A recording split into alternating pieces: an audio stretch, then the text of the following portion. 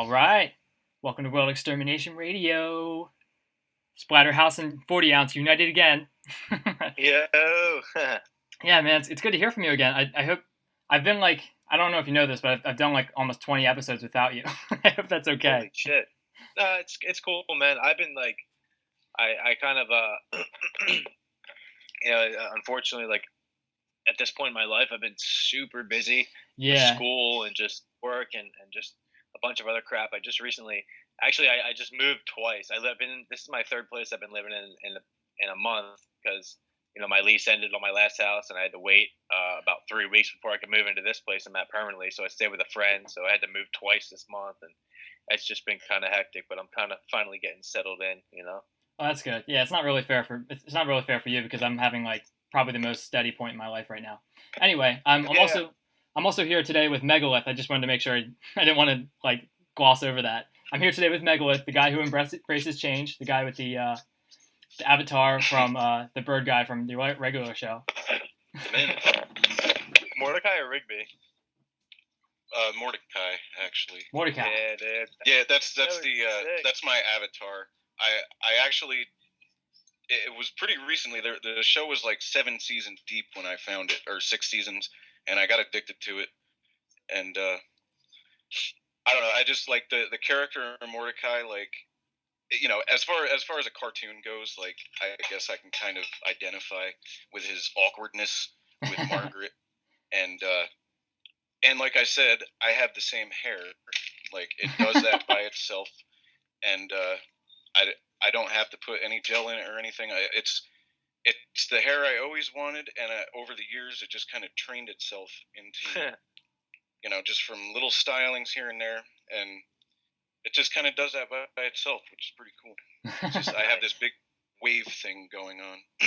That's cool. I like cartoons. You like cartoons? Yeah, dude. I got a question for you. Do you ever watch cartoons like as an adult, like cartoons that you used to watch as a kid, and then realize how fucked up they are? Yeah, absolutely. Yeah, I actually, it's weird. Just today at lunch break, the guy that I work with, my immediate coworker in the maintenance department, we always go to his house at lunch break and just hang out, kill an hour. But I was talking to his stepdad about movies that I watched as a kid, and now I watch them with my son, and they actually, like, no shit, they bring a tear to my eye sometimes with just how, like, deep and emotional they can be. Part of it is nostalgia, I'm sure, but like the Iron Giant is a perfect example. I don't know if you guys have ever seen one. Yeah. But I watched it when I was a kid, and it was cool, and it was kind of sad at times, and it was like, oh, this is a cool movie. I'm just a kid, and now I watch it now, and I'm like, damn, like it's can't deep let anyone and emotional, shedding tears over here, Yeah, I hear you, man. Like a lot of like kids movies too. You realize that like there's a lot of morality kind of ingrained in there, and there's a lot of like subtleties too that I guess you don't really pick up on as a kid, but I guess maybe subconsciously it sticks with you. Yeah. Yeah, I've noticed that, and a lot of things that not just that, but I've noticed in a lot of kids shows, things that they sneak past the censors because they know that kids won't understand it. Like, really like dirty jokes and stuff. Yeah, that's what I want. I was I actually just from I was browsing around YouTube, and I managed to come across the full episodes of The Adventures of Grim and Billy and Mandy. Yeah, and I just realized I watched that show when I was a little kid, and I was watching an episode, and the boy in that show, his name is Spurg, like as in Asperger's syndrome. I was like, how the fuck did they let that get by? I don't think I ever saw that one. I have seen that show, but that wasn't one of my favorites. But it's this show about these two kids. There's Billy and Mandy. Billy's like this stupid kid, and he's got this like he's really optimistic and he has this crazy imagination, but he's really dumb. And and Mandy is like this really dark. Like she's like she has like a pink dress with a flower on it, but she has like an attitude. She's just a cold bitch. She's like really, really dark, and like she seems like somebody who's like seen death or something. But anyway, they're in the show. They have like a hamster or something, and the hamster dies. So the Grim Reaper comes to take him away, and Mandy's like, "Oh no, that's not happening." So she's like, I'll make you a deal. We'll play a game, and if you win, you can take the hamster and you can take us down to hell with you. Or if we win, you have to be our best friend forever. So they play. So Grimm chooses the game and he chooses Limbo, and I guess he like loses on a technicality or something. So like the rest of the show is Grimm has to be their best friend, the Grim Reaper. That's why I never knew there was an actual premise for that show. I just assumed it was like one of those shows where they just, they just hang out with the Grim Reaper for the hell of it. I never knew there was a, Yeah, I had to watch the first episode to actually get caught up on like what the hell is going on. But then like everything from there is just kind of like whatever because it's a kid show. It doesn't matter. It's not continuous or anything. Yeah. But this other show that I used to watch all the time when I was a kid was Ed, Edd and Eddy. Did you ever watch that? Yeah, dude. Yeah. Really dirty. That one's really dirty. Yeah. There was a lot of subliminal stuff in that too. Yeah. I remember specifically Ed, single D, Ed, under his bed, and I don't remember what, but I remember there was like a box of tissues and a bottle of lotion, and he was looking at magazines or something like that. That was they were pretty obvious what they were. Eddie's big brother's bed. That's what it was. Okay. But it was pretty obvious, what they were getting at. Yeah. That's hilarious. They have like a lot of like really touchy things in that show too, because they had like the characters in that show. Like the show's about, if anybody hasn't seen the show, it's like about like this cul-de-sac, this neighborhood of like a bunch of kids, and they're just like hanging out on summer vacation or whatever.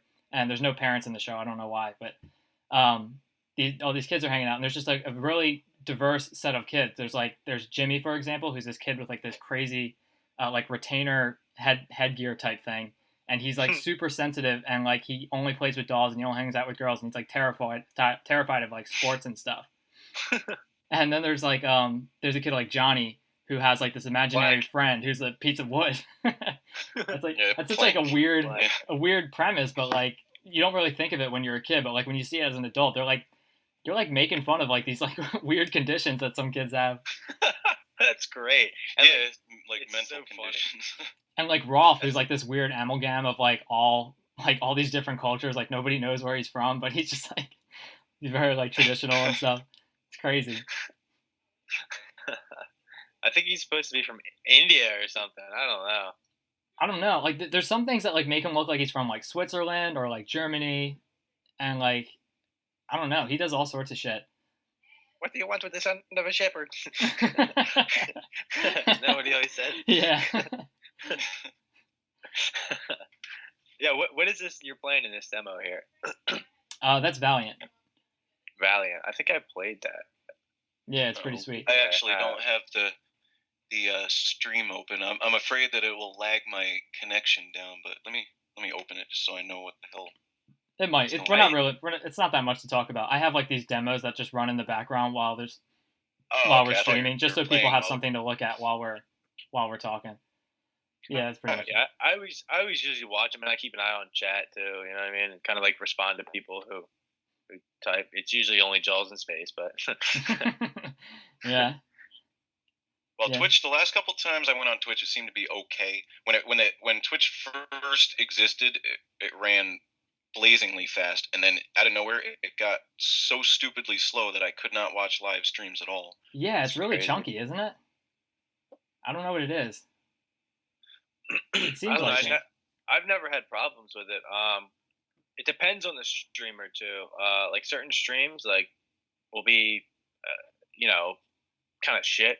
But most of the streamers I watch are pro Counter-Strike players who, like actually make like a decent income off of streaming. So they have it all set up for like, to be like host fucking thousands of viewers and just like, it's all professional and stuff. So yeah. So for someone like me, this is that orange map of Valiant that I couldn't beat. Yeah. I think I beat all the other ones except this one.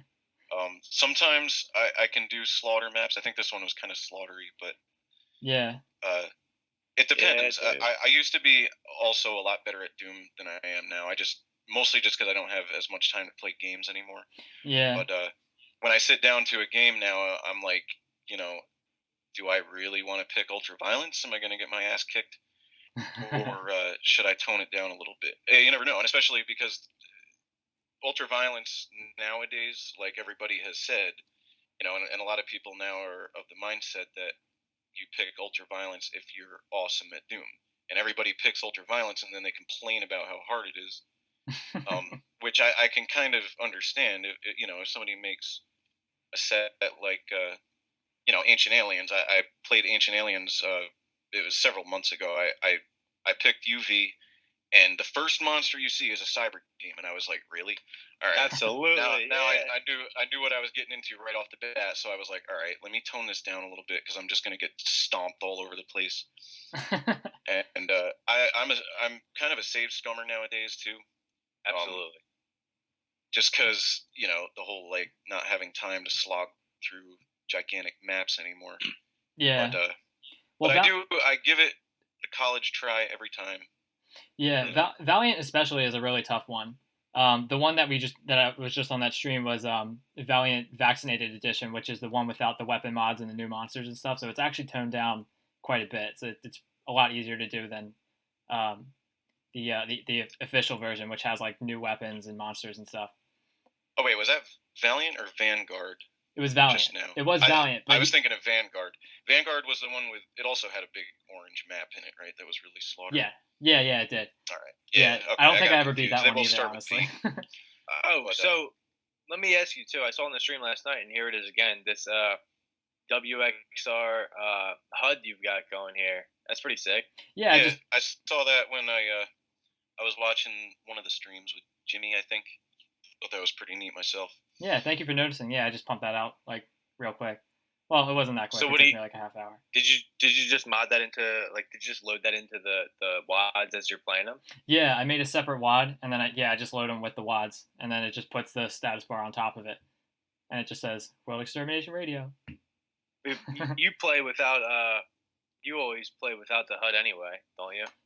I do. I try sometimes, but not as often, not as much anymore. But I do like it. It is fun to play without it though sometimes, especially if you're playing like an easy WAD where you really don't have to like manage your ammunition. It's fun to play with like just kind of like I like to play with like the mindset where you have infinite ammo and you have 1% health and you just try to play that way. It kind of like keeps you on your toes. I don't know. It's a silly way of playing.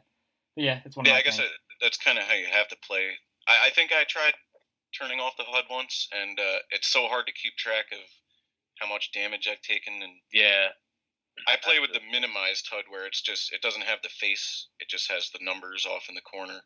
See, that's like one of the big reasons why I keep the HUD because I just love seeing Doom guy's face. That's like one of the I don't know, just like for me, it's one of the necessary parts of playing. You know what I mean? Yeah, if I could play with no HUD at all but just the face, that would be perfect. Yeah, I'm sure you can mod it like that. Yeah, you can with like Z-Doom and stuff like that. But I'm a PR Boom nerd, so I only use PR Boom, and I don't think I can get it through that. But you can use dehacked, right? I think, right? No, I'm not sure. I don't know if I can do it with that. I don't know. I know Z-Doom can do stuff like that though.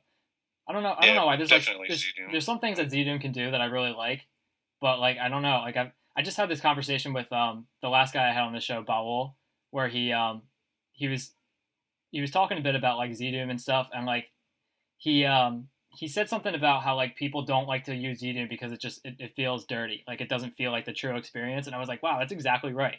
Like he was like right on that, like he hit the nail right on the head. Like it feels more like Doom to play it on PR Boom or on Chocolate Doom than it does to play on Z-Doom for me. But it's just I don't know. I'm just like I'm such a snob about stuff like that. Yeah, I don't know. I usually just I use what was once Skull Tag is now Xandrinum. I've always just stuck with that, and you died in the game. But I don't know. I just recently I told you this like maybe 2 years ago or something like that, maybe less. I started using like the OpenGL rendering with like the smooth edge 3D models, and I think it looks cool. But everything else I just leave the same. You know, I don't have like super, updated shit or anything. I just use the 3D models. Yeah. I started liking that a little better. How about you, Megalyth? Do you have like a favorite source port? Oh, we lost him, dude. Holy shit. Oh no. Oh my god! Oops. I thought he was here the whole time. Can I add him? Yeah, I think so. That's embarrassing. There we are. All right, Was that cool. me that disconnected? I don't know. I don't know what happened. Neither of us. We were like talking for like 5 minutes. I asked you a question. I didn't even realize you weren't here. Yeah, the sound just cut out, and I was like, I don't know. My connection stayed open, but I have really shitty internet, so I didn't know if it was me or not. Oh. Anyway. Well, you sound really good. Hey, you sound good. Okay. Well, anyway, I asked you, what is your favorite source port? Do you have a favorite? Like a preferred? General play, I use GZ Doom. I don't even know what version. Just I personally like I kind of like the streamlined play of Z Doom and GZ Doom. Yeah. I like free look, and obviously even in well, I don't jump or crouch in WADs that don't need it. Yeah. I don't go out of my way to do cheap crap like that. But I don't go out of my way to break maps or anything. But yeah. I got into. I never stopped playing Doom, but now and then I would get really heavily into other games. I got into Quake and Quake 2 and Quake 3 Deathmatch and cool. Half-Life, and they all had free look, of course. And I got used to like this really weird keyboard setup that everybody thinks I'm insane for using. But anyway, what is it? I got so what's your used keyboard to using setup? that. And then when a keyboard and mouse combo. Yeah. But I don't use like the WASD. I use like a kind of whacked out setup, but it's more comfortable for me. And when the more advanced source ports came along and they allowed key binding and all that stuff, I set it up the way I always played that. And I can play without free look, but I don't really like to. Yeah, it just doesn't feel natural. Because I'm just so used to like being able to aim up and down, Yeah. Yeah. That makes sense. I used to play with free look in Doom, like when I first started using source ports, and then 40 ounce pointed out to me. He's like, he said like, there's a lot of maps that you're playing and that we're both playing, and that where free looking is kind of cheating, where it's like it's made to. It's made to, it's made so you can't see up and down, so that way they can surprise you. And like that, I thought about that, and I was like, you know what, he's right, because I'm going to the edge of ledges and I'm peeking down and killing monsters when I'm supposed to jump down and get ambushed. So I stopped. I will admit that playing with GZ Doom has kind of, I chain gun snipe and I do cheap crap like that sometimes. Sometimes you need to, though. Like, levels are getting so hard these days. You kind of have to exploit everything you can do. That's why I feel justified. I was just about to say, I feel justified using like advantages like that because I used to be able to blaze through Thy Flesh Consumed on Ultraviolence with the keyboard only, and now it's like I can barely get past like I don't know. I kind of suck at Doom anymore. Well, when I played Alien Vendetta not too long ago, just to kind of reminisce on it, and I remember getting my ass kicked so much on that WAD, but I played through it recently and it was like actually not that hard, and that's because like I think like everything that's coming out lately is just like super hard. It's just like it's really like strengthened my skill. So like it does kind of feel like you're getting like worse at Doom as time goes on, but I think it's just because maps are just getting harder. Yeah, I agree. I also don't play it as much as I would even like to. Like, there's so many cool things coming out, and I get a chance like once in a great while. Let alone like newer games. Like, I still haven't played the new Doom yet. I own it. I bought it. Still haven't played it because I got to upgrade my computer. But wow. But I think the last first-person shooter besides Doom was Rage. I played all the way through that. But well, you're a busy guy. Like, you're a busy guy. Like, you have a job and you have a wife and kids and stuff. Yeah, I have one kid. Oh, one kid. Okay. He just turned 2, so he's all about me, and I like to spend a lot of time with him too, and that's cool. So it's pretty rare. And I also, because I work pretty early in the mornings, like I'm kind of on a schedule where I'm like falling asleep pretty early at night. So it once in a great while when I'm awake past like 11 o'clock at night and everyone else goes to sleep and I can sit down to play a game. But like I mentioned in our conversation about like interruptions, like, you know, that's kind of a thing in my house. My house is kind of crazy because we don't live alone. It's not just my family. Like we live with my parents and my sister, and my brother has like his mobile tiny house outside. So there's always something going on here. Oh, okay. And so and just as an example, like I think it was this past weekend, I was like, I'm gonna play some Doom. So I'm like, you know, I just clicked and I was like, oh, what do I want to play? I was like, you know what? I haven't played Evolution in forever, and I love Evolution. I might even like it more than Doom 2. Oh no! But it has so many like epic levels to me. But anyway, I sat down to play that, and I, without exaggeration, I made it to the exit of map 1, and my wife came in and handed me my son basically and said, "You got to watch him for a minute." And I was like, "Okay, well, that's the end of that." You know, and it's what's fine. What's your son's name? That's part of having a family, I guess. You know. Yeah. Yeah. What's your son's name? Maximilian. Maximilian. Max. Do you ever let him play? Well, I guess he's a little too young, but do you like play Doom in front of him? Does he get to like watch you play? Yeah, I've sat him on my lap a couple times, and he's watched me play. He seems somewhat interested, but you know, I actually had to because he loves to just mash on the keys when I'm doing something. So I have an extra keyboard that I sit on his lap when he's sitting on my lap, so he can mash on the keys and pretend that he's doing whatever I'm doing on the computer. I read this like thing on the internet. I think it was like an image, but somebody was I don't know where it came from. I think it was just like a snippet from like a post on Reddit or something. But they said that they really wish that somebody would come out with a video game where the second player could help the first player win just by smashing as many buttons as possible, just so he could play games with his kids, and his kids could actually like help him win. That would be a good idea. Yeah, it's a cool idea. Like nobody's really done anything like that, as far as I know. I mean, there's always like 2-player games, but you really have to be something just that wouldn't require any actual skill. Well, they could just pound on the keys and. Yeah, like if you were doing a racing game, you could just like drive a little faster or something if somebody was mashing on the keys, just something like that. And then you could cheat and get a mechanical keyboard, because like most keyboards won't recognize, like a regular rubber dome keyboard won't recognize more than 4 keys at a time. Most of them. Yeah. You get a mechanical one, it can register up to 26 key hits, so you can really like get it boosted that way. So you can just put your elbow into it, pretty much. Yeah. Yeah, and you can set up like all these macros, so you can just slam on these keys and just does 100 of them at once. Yeah. And then you're just like completely just cheating at this game. Using your 2-year-old to cheat.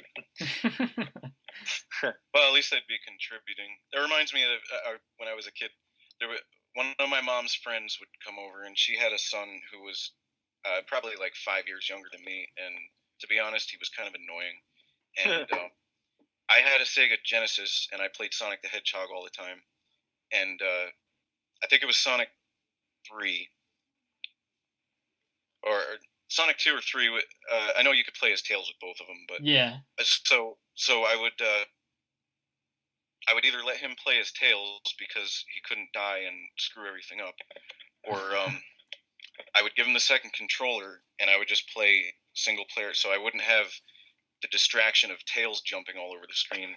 I would tell him to play as the bad guys, and he would sit there pressing buttons trying to kill me, and he believed it. He never once doubted that he was playing as the bad guys, and it kept him quiet. I mean, I could sit there and play Sonic, and he wouldn't get on my nerves. So it worked. That's funny, dude. That's kind of mean, but you know, when I'm thinking of it now, but whatever. It was my Sega Genesis, and I wanted to play it. So. Screw him. Yeah, and he was a loser, so forgot him. He's a cop now. Yeah. Oh man. So it's funny that you mentioned you were into the you got into some of the arena shooters, you know. because like recently, I don't know if you know, but there's they're making a new Unreal Tournament game. It's a very slow, drawn out process, but I mean, it's in open alpha season right now. You can download the game for free off of. You just go to UnrealTournament.com and you can. Yeah, I heard about this. But I've been playing it a little bit here and there, and dude, it's like if like I was a huge fan of the original growing up. I actually prefer Unreal Tournament over Quake. That's just my personal preference. Yeah. So, you know, when I played like the remake of Unreal Tournament, I was just so delighted and surprised at how much it reminds me of the original and how like true to form they kept it. You know, it's really fun. Yeah, that actually makes me wonder about there's a new Quake Champions that's coming out, and I wonder how that's coming along. If they're going to be like really true to the original, if they're going to try some new stuff. I don't know. Well, also with that's an open beta season. I have that too. I got that for free. I signed up. Oh, that's available. You can play that now. Yeah, you can just get it for free. I don't know if like they have an open beta setup or not setup, but like registration. I think you could just still get on there and get it for free. But yeah, I got it like when it first started, and it's all right. You know, again, I prefer Unreal Tournament. You know, but the new Quake game is really sick. It does look pretty cool. I watched that trailer that somebody posted on Doom World a while ago. Yeah, that's another thing I haven't really gotten into in past years. I used to play a lot of deathmatch, and I did play not the original Unreal Tournament, but I think it was 2004. Yeah. A friend of mine and my uncle actually I forget the game mode. It was like not invasion or whatever, but it had all the vehicular combat, and it had the nodes where you had to overpower the other team's nodes and get to their base and capture their base. It was kind of like capture the flag, but is it like assault or something or something like that, right? It's like an objective based type thing. Yeah, sort of. But we used to team up like there was the giant tank vehicle, the Leviathan. My friend would jump in there, and my uncle would get in the Raptors, I think they were called, the aerial vehicles, and he would defend the Leviathan. And the Leviathan's main weapon, like, you could drive it around, but you when you deployed the main weapon, it would put down these, like, where you couldn't move, but you could fire this, like, insane blast of plasma that would just wipe out, like, it had, like, 100-foot fireball that would just blow away everything. That's the Redeemer. The Redeemer. No, the Redeemer. No, that was a handheld gun. This was from the vehicle. No, I remember the Redeemer though.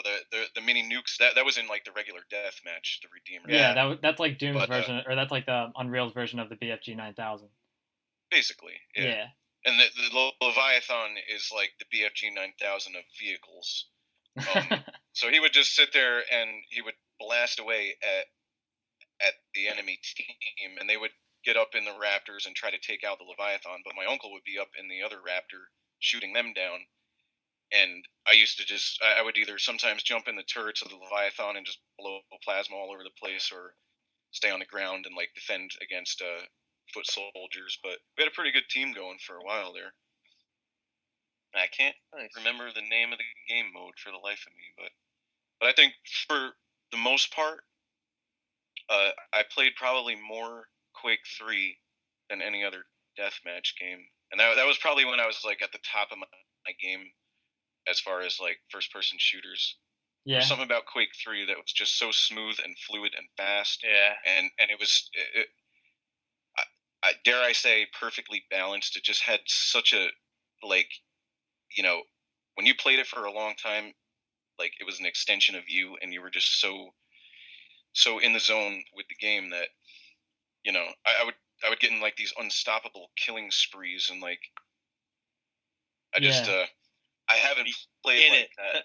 Yeah, time. I love that. I love that when you get like so like sucked into a game that like you're playing almost so well that like you're almost in disbelief. Like you don't even, it's like I don't know, like sometimes I'll play like a really intense like fast like really fast paced type of game, and then like I'll go driving in my car later, and I'll just be like, I'll just be like driving better. Like I'll just be like I'll see like cars like before they're about to merge into the lane and stuff, and like I'll predict traffic lights and stuff like way before they show up. And it's just like it's weird. It just like makes you like it almost makes you like better at life, like just from being better at that game. You start to get your like you have your finger on the pulse of everything that's going on around you. Yeah, it's crazy how you can just like predict things like way before you even like you have any reason to assume it's going to happen. It's crazy just getting into like that perfect flow state. That's always so exciting to me about like these really like high high skill ceiling type of games that are just like really super challenging, but like they really push you to like try your best and like do the best that you can, and it's awesome. I just love that like kind of flow state you get into. Yeah, definitely. Another thing Those I wanted were the days. Yeah. I wanted to mention too that you said that you were playing Half-Life. I mean, I've been saying this, for the past like couple shows, but you're somebody new, so I'm going to repeat it. I've been playing a lot of Counter-Strike lately. I used to play competitively in a clan back in the day, and right. I stopped for like 10 years, and I saw that the new game had come out, Global Offensive, and I've been playing that like obsessively lately, like a couple hours a day, That's cool, man. And that game is just sick. I'm still at it. You're still at it? Counter-Strike, I think I tried Counter-Strike a few times. I never really got that deep into that. The Half-Life Deathmatch, I played online and like one-on-one with a friend of mine. I would take my computer over to his house and hook it up to his LAN, and my God, we just like spent days on end playing Half-Life. Hell yeah! And he would always like throw those freaking snarks at me, so I had to like find a spot where they couldn't get to. That was like his go-to weapon, and I liked the Gauss gun or the Tau cannon, whichever. I guess it's got two names, and I loved how if you wound it up and then fired, if you shot at a wall that was thin enough, it would go through the wall. Oh, so you could shoot them through walls? So I just remember there was one level. It was kind of like an office. It was one of the ones that shipped with the game. Yeah. I just vaguely remember there was like this stretch of cubicles and filing cabinets, and I shot him, and the beam must have went through like 17 filing cabinets and just turned them into like a pile of jibs.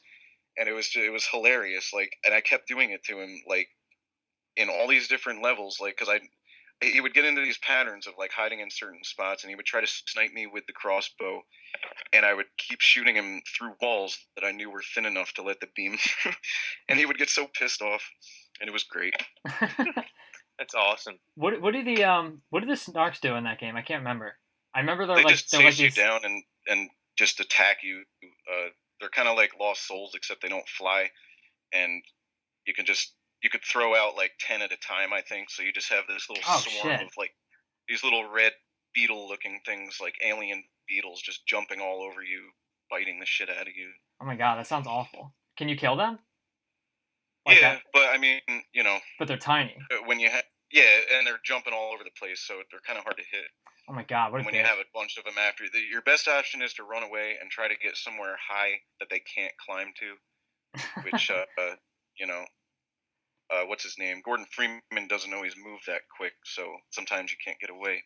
Yeah, my brother would, for a while he was hooked on Half-Life 2 Deathmatch, and Half-Life 2 Deathmatch is fucking crazy because there's a gravity gun. Yeah, it is. So like you just run around like picking up like crates and stuff, and it's just like this whole chaotic mess. There's just shit flying around everywhere, and you just get hit and it knocks you out in one hit. I did play that a little bit too. That was probably the most interesting part of that was just picking up like a toilet off the ground and blowing someone away with it. Yeah, it's so weird to play a game like that because it's a single player game first. And then when you play it in deathmatch, it's just like, the balance is just like it's just like all out of whack. And that was like my experience with that game. Cause when I played it, when you play like regular Half-Life 2, like on single player, it's a pretty steady, straightforward game. But like when you have a bunch of people carrying gravity guns, it's just a whole tornado of shit. Yeah. There's just all kinds of shit going on. Oh man.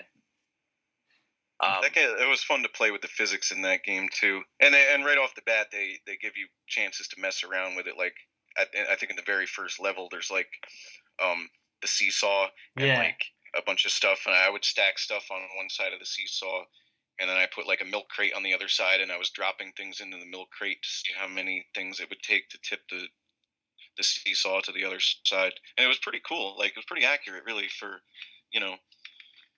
Yeah, that game was really impressive to me. Pretty basic physics, but I guess the point of that is like once the novelty, like they want it to, and I guess the point I'm getting at is we're so used to things like that in games now that we don't even notice it. Yeah. And like we basically expect it. We expect realistic physics, and when that game came out, it was like, oh, this is cool. And there were so many things throughout the game that let you mess with the physics, that kept reminding you, like, hey, this game has good physics. Like, we're using the Havoc engine or whatever.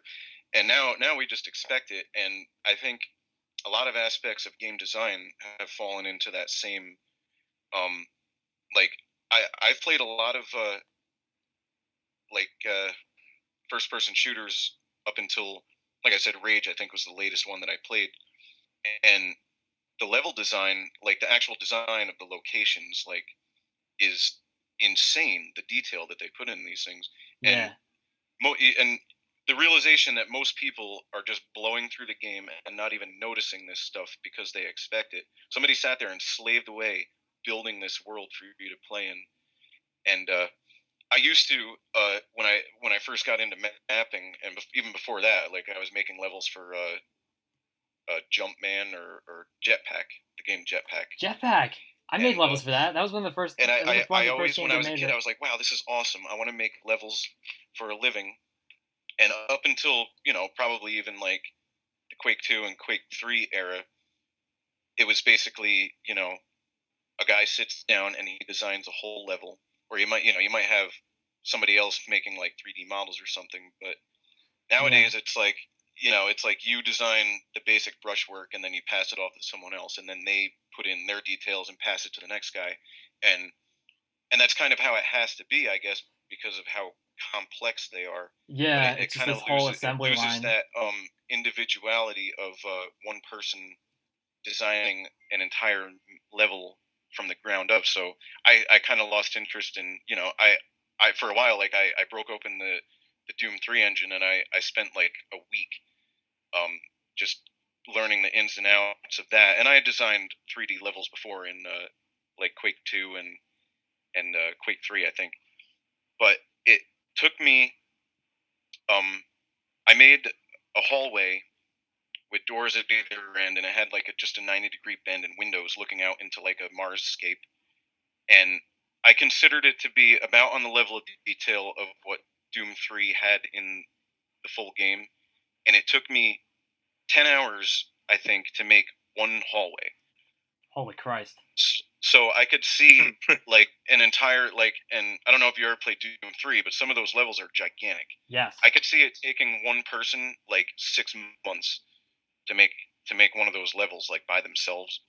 So I can kind of see how it has to be that way nowadays, where, you have teams of people working on different aspects of the level design, but it just doesn't sound as fun anymore. So, I kind of lost interest in, I wanted to actually work at that and like build sort of like a level design resume and see if, this was over 10 years ago. Yeah. Well, what you're describing is exactly what is like the same kind of path that I ran into when I was younger too. Like when I was about like 11, 12, 13, I decided that I wanted to be a video game designer. Like I was just, I got into like Doom mapping, and it's funny that you mentioned Jetpack, because that was actually one of the first games that I got into that had a built-in level editor in the game. Right. And I got to design levels for that, and I made like well over 100 levels for that, and that was always a blast. And then I got into another game called Meteor, which is like another freeware game, and that came with a level editor too, and I was obsessed with that for a while. And after that, I got into Doom, and the whole aspect of creating your own environment and stuff is really exciting. But you're exactly right, because that was one of the things that turned me off, was that these new games are just so complex now that you can't do anything on your own anymore, unless you want to go for like the indie route where you just kind of make something that's kind of corny and arcadey, or spend months and months and years building it by yourself. And then, like I said, just for people to maybe potentially not notice all the work that you put into it. Yeah. Yeah, it's really. I don't mean to sound like a grumpy old man, but sometimes it does seem like the younger generation doesn't have the same appreciation for that level of craft. Yeah, definitely. People are bitching about new games all the time. It's like, it's crazy. There's some of the new games that I see are just like they're mind blowing, but I don't think people realize. I mean, people bitch about games all the time, just about tiny little details, and they're like, "Oh, this company doesn't care. They don't give a shit. They don't listen to their fans." And it's like, yo, fuck yourself. You don't realize how fucking hard this is. Yeah, seriously. It takes so much time and effort. Like a lot of like I feel like like sometimes like even in like Counter-Strike, for instance, like I I won't really notice too many like intricacies until I say I'm holding a certain position, and I'm camped out on like a certain spot of the map, just like watching a certain area. And as I'm sitting there waiting for an enemy to appear, I'm kind of looking at all the intricate architecture in detail that like otherwise I would have just ran past, because I'm focused on the objective. Yeah. And it really does slip your mind sometimes, but if you really like stop and just pay attention, especially like in some of the more modern games, like I can't even believe like I sit and think about just like the textures for like the ground, you know what I mean? Like it's so intricate and detailed. It's like, dude, they must have spent fucking weeks just weeks designing this, and he just got disconnected again, I think. Yeah, I'm adding him right now. That sucks. That keeps happening, but that's okay. It's all right. We're not professionals here. Things happen. We're definitely not professionals. What kind of music have you been listening to? I've been like on this huge Razor kick right now. I've listening to like all their albums. I think that was my internet that time. Oh, okay. Well, it's good. I'm glad you're back. Anyway, so I missed like the last minute or so. Oh well, I did like a immediate subject change. I was talking about music. Oh, okay. I've been getting into this band called Razor that you introduced me to, Splatterhouse, and yeah, I'm all about them now. What I really like about them is Vector does this too. The vocalist just has like this like crazy like hawk screeching sound. I love that, man. It's just when he's like save your life. He's like save your life.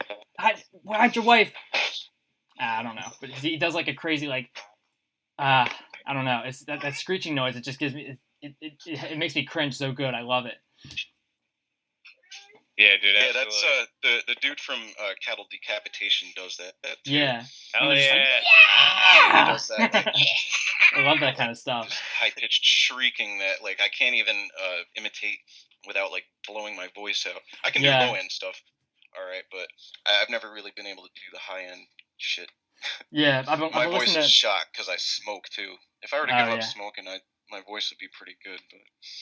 But I've been like practicing some really like guttural, like almost like gore grind, and not like the shit gore grind where it's like all computerized trash, like not that sector gore grind. I don't even consider that real, but like like the carcass style and like general surgery and shit like that. I've been practicing like really really guttural style, like 90s gore grind fucking vocals, and just like fucking around with outwards, inwards, everything, and just like playing around with it. There's this one brutal death metal band that, and I'm ashamed to admit that I like a slam band, but I've been kind of finding a few slam bands here and there that I like recently, because that genre is just filled with trash, and you have to really sniff out the gems, What's it called? Slam?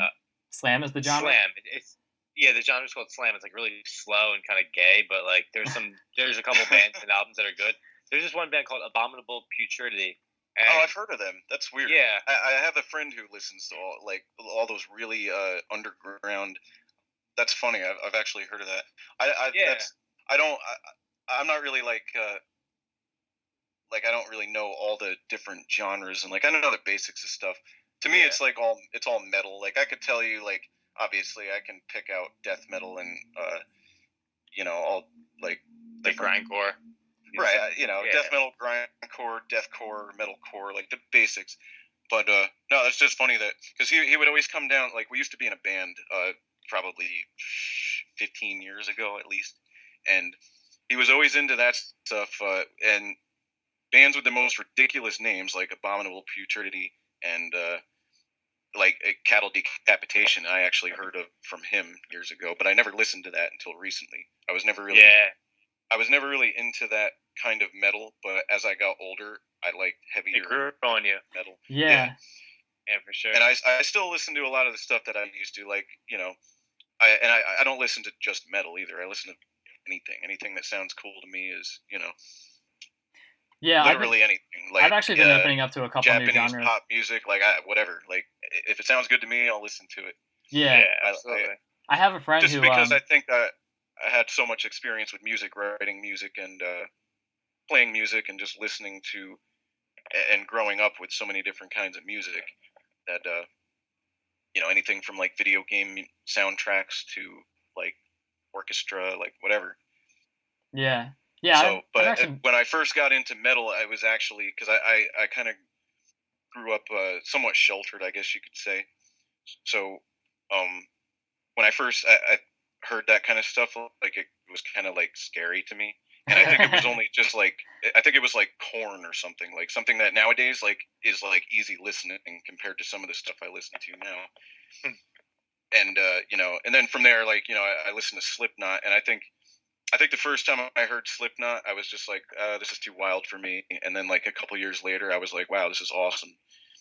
and then bands like toward the late 2007 and on or so, shit started getting like really heavy. You had bands like Whitechapel and stuff like that getting like actual recognition, and I had always liked really heavy shit, but it kind of stuff like that. I guess they call it deathcore, if you want to call it that. It's like it has the heaviness of death metal, but mixed with like the breakdowns of hardcore, which I always loved. There's something about a breakdown or like a blast beat that goes into a breakdown that just like I'm too old to mosh now. I would end up getting hurt, but if I go to a show, it's like I have to restrain myself. I'm like, no, don't go in the pit. You're gonna hurt yourself. But it's just like very energetic to me. That kind of song structure, I guess. Yeah, I've been opening up to more genres. I made a friend recently. He's this girl I used to know. He's her boyfriend, and I hung out with him one time, and I asked, and I realized when I hung out with him, he had like a record player and like a stack of vinyl. So I realized he was like kind of like big into music. So I asked him to put on whatever he would listen to if I wasn't there. And I found out he was really into like stoner rock and like doom metal type stuff. So he listens to like The Sword and like Electric Wizard and stuff like that. And I've been kind of opening up to it. It's not like my new favorite genre now, but like I never really appreciated it before until I heard him like talk about how much he likes it. And so now I'm like trying some other new stuff too. But I had a similar experience too. Like when I heard grindcore for the first time, I was like, what is this shit? It's just noise. But like I did have to like. It is kind of like an acquired taste. It's something I had to like kind of pick up after a while, and now these days I can't find anything that's like too hard for me. Yeah, absolutely, dude. No, and it was funny in our private message conversation. I had actually never heard of insect warfare, so I looked it up, and fuck yeah! Now I know how you got the name of your show, which is pretty cool. Yeah, yeah, that's actually hell yeah. And it was pretty good stuff. I listened to that whole album. I'm glad you noticed that too. I think it's pretty cool that I don't know if there's a single song on there that's more than a minute long, which is it keeps the energetic aspect of it going too. Yeah, because it's always changing. Right. Yeah. And I've played with bands like that in the past. Our first band was a heavy metal band, and around that time, that was like when nu metal was kind of on its way out, and I guess hardcore and like the early metalcore stuff was in. So we were in our town, like we were the heaviest band in our town. Like we weren't like death metal or but we did breakdowns. We had a lot of screaming and yeah, heavy riffs and stuff. And I forgot what I was getting at. Well, it's cool that you noticed that World Extermination Radio did like come from like Insect Warfare, because my wife asked me about it the other day. She was like, I don't want to have to like tell people that my husband's part of like this radio show podcast called World Extermination, because it sounds like you're part of like Operation Stormfront or something. Like we're trying to destroy the world. We're just a bunch of neo-Nazis or something. Right. Maybe we are. No, I'm just kidding. Yeah, I totally lost the point I was getting at. I'm kind of a spaz sometimes. It's just how I am, I suppose. That's okay. It happens. I probably should have warned you about that before we started the show, but No, it's okay. I mean, we were talking about music, and you were talking about like this band that you were in. So yeah. So you were like the hardest band compared to like I guess the other people you were playing. I don't know if that was my original point, but yeah, the next heaviest band, they did kind of like Godsmack type stuff, which it was pretty good stuff. Like they were a good band, like they were tight, and then we started playing shows with them because they were actually well known around the area, and we opened for them one time, and then after we opened for them once, everybody loved us, and they ended up opening for us a lot, which kind of pissed them off, I think, because they'd been playing for a long time, and we pretty much can't like. We formed a band. We had 3 weeks to prepare for a show. We slapped together like 5 songs, and we sounded like complete crap. And my brother's drum set fell apart at one point, and it was just a clusterfuck from the word go. But everybody loved it, and everybody was moshing. And after that, we kind of like took over the local heavy metal scene, which was pretty cool. All right. And we played a lot of shows. We opened for some pretty well-known bands at the time. Under Oath was one. They were pretty well-known. You played with Under Oath? Yeah, we opened for them. They played in our town actually. It was before they got like really big, I guess, for their time. Yeah, we they're opened like huge. For Under Oath. We opened for Poison the Well. Wow. And who else? A bunch of bands. That were not really well known at the time. Like, they were still playing smallish shows. But these guys opened a venue in our town.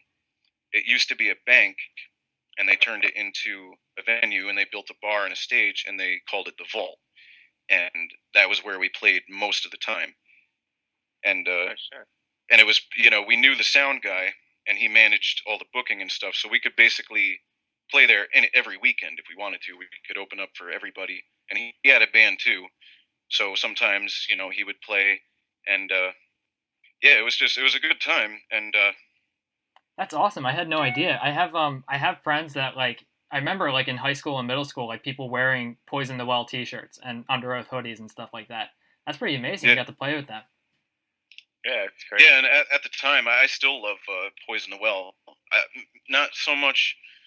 They kind of went all like a little too experimental. And like I said, I'm very open to just about any kind of music. But when you're used to their third album was my favorite. It was called Tear from the Red, and in my opinion, it was a masterpiece from the first note to the last. Like I loved every song on it. Wow. And after that, like their next album had a few good songs, and even the previous album before that was good. And they kind of just went like this crazy experimental route, and to the point where it didn't sound like them anymore. Yeah, that's something that happens. That never really bothered me. Like if a band changes their sound, that's cool. It's their band, they can do what they want, as long as they're still putting out music that you can kind of identify. Like a good example, one of my favorite bands is Whitechapel. Yeah. And I've been listening to them for a long time. Their newer stuff is not anywhere near as complex or progressive as their old stuff, and it's not as death metal-y and trashy. But it's still good. They still put out good music. And, you always get those people that are like, oh, they sold out and blah, blah, yeah. blah. they're still heavy, they're still screaming and playing their asses off, and it's heavy shit, and it's got breakdowns and blast beats, and it's all the same, but they sound just a little bit different. That's all. People don't like that when bands change their style. I'm not a big fan of that either. Like, if I come to love a band that like for a certain way they play, and then they go and change it. I mean, right? If it's a drastic change, like I was talking, like Poison the Well did a drastic change. That was Well, the impression that I get from that is that usually when a band stays on their same style like throughout all their albums, it seems like they know what they want to do.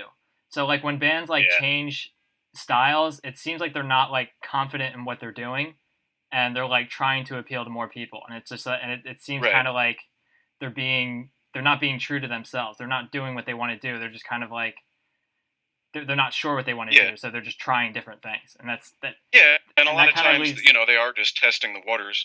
Sometimes you have a band, I've seen it a lot in all kinds of different music. Bands that they'll put out basically a perfect album that sounds awesome all the way through, and I think what happens to a lot of bands is they think like, well, they don't know how to follow that. It's like, well, our first album was awesome. Now what do we do? And some bands continue that awesome sound and they or improve it. Atreyu was one, a metalcore band, in like the early 2000s or whatever. Mm-hmm. Their first album was good. I personally liked their second album better. It was a lot more technical and heavier, and the singers experimented with different vocal techniques and stuff, and I thought it actually came together as a better album than their first, even though it was way different. It was more produced. It was the same style, the same heaviness, and they did technical stuff, and they were one of the on the forefront of that metalcore, basically, where you had new metal where everyone's just playing open chords and it's heavy, but nobody's listening to the guitars. Everyone's either just watching the drummer, and then bands like Atreyu and Killswitch Engage, when they first started, bands like that the guitarists actually were playing their guitars, and it was like, holy shit, like these guys are fucking going nuts on these guitars. And that was like when around the time when I started playing guitar. So I was still practicing on simpler stuff, like not to knock them, like Static X is one of my favorite bands, but the guitars were pretty simple in Wisconsin Death Trip. It's still one of my favorite albums of all time. And, I'm learning on stuff like that, and then I suddenly hear, bands with much more complex, and bands playing leads, which I still can't for the life of me. I'm a rhythm guitarist. I've never really been able to play leads. I've tried. When did you, how long ago was this? And then you started having like these insane, like Dillinger Escape Plan type bands where they're doing like sweeps on 7-string guitars, and it's just like, all right, you know what? I'm a rhythm guitarist. I'm happy with that. That's like I can't play that stuff. I don't know if you've ever heard of a band called Necrophagists, but they are one of the original, like one of the first, not one of the first, but like in the late 90s, early 2000s, there was this kind of like boom of like this a certain style of technical death metal, kind of like Decapitated and Necrophagists and like that name sounds Nile. familiar.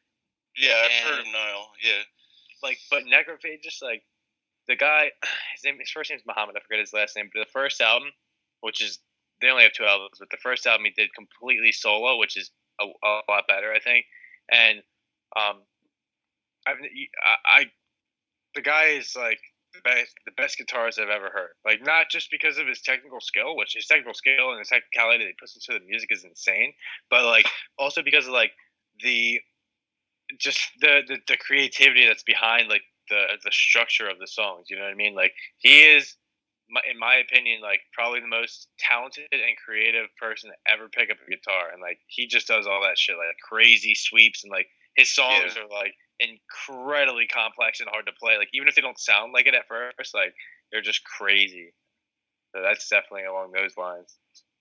Yeah, and a lot of those guys, like, you know, I'm envious of how, like, obviously it takes a lot of practice, but some people, it really does just seem like they pick it up and a couple months later, they're better than you are, and you've been playing for 5 years, and then you like suicide. You know? I know this kid, his first guitar, he stole it from the music shop in town. He walked in, and he literally walked out the door with an acoustic guitar. And anything, or they didn't even I guess they didn't notice. I don't know. But he played the shit out of that guitar, and within 6 months, he was better than me, like way better. And he got into like the finger picking and like the classical type guitar. And I haven't seen him in a long time, but the last time I saw him, I was just like stunned at how good he had gotten in 3 years. And he probably played a lot, like a whole lot. And you know, I just feel like for myself, like there were times when I pushed myself when I played, and I couldn't seem to get a certain technique. Like, yeah, you feel like you hit kind of like a ceiling or something. Yeah, I every now and then I would hit a plateau that I couldn't seem to get past, and sometimes I would get past it. And you know, I've never really been like that into like soloing and shredding. Like it's not really. It's just not appealing to you, right? Yeah, as far as playing it goes. Yeah. Like I would rather play the breakdown in a song than play the lead, because it's just, you know, you can slam your head and, you know, you don't have to really think too much about what you're playing or whatever. Yeah. But you know, I also like there are certain people, like I said, who I just think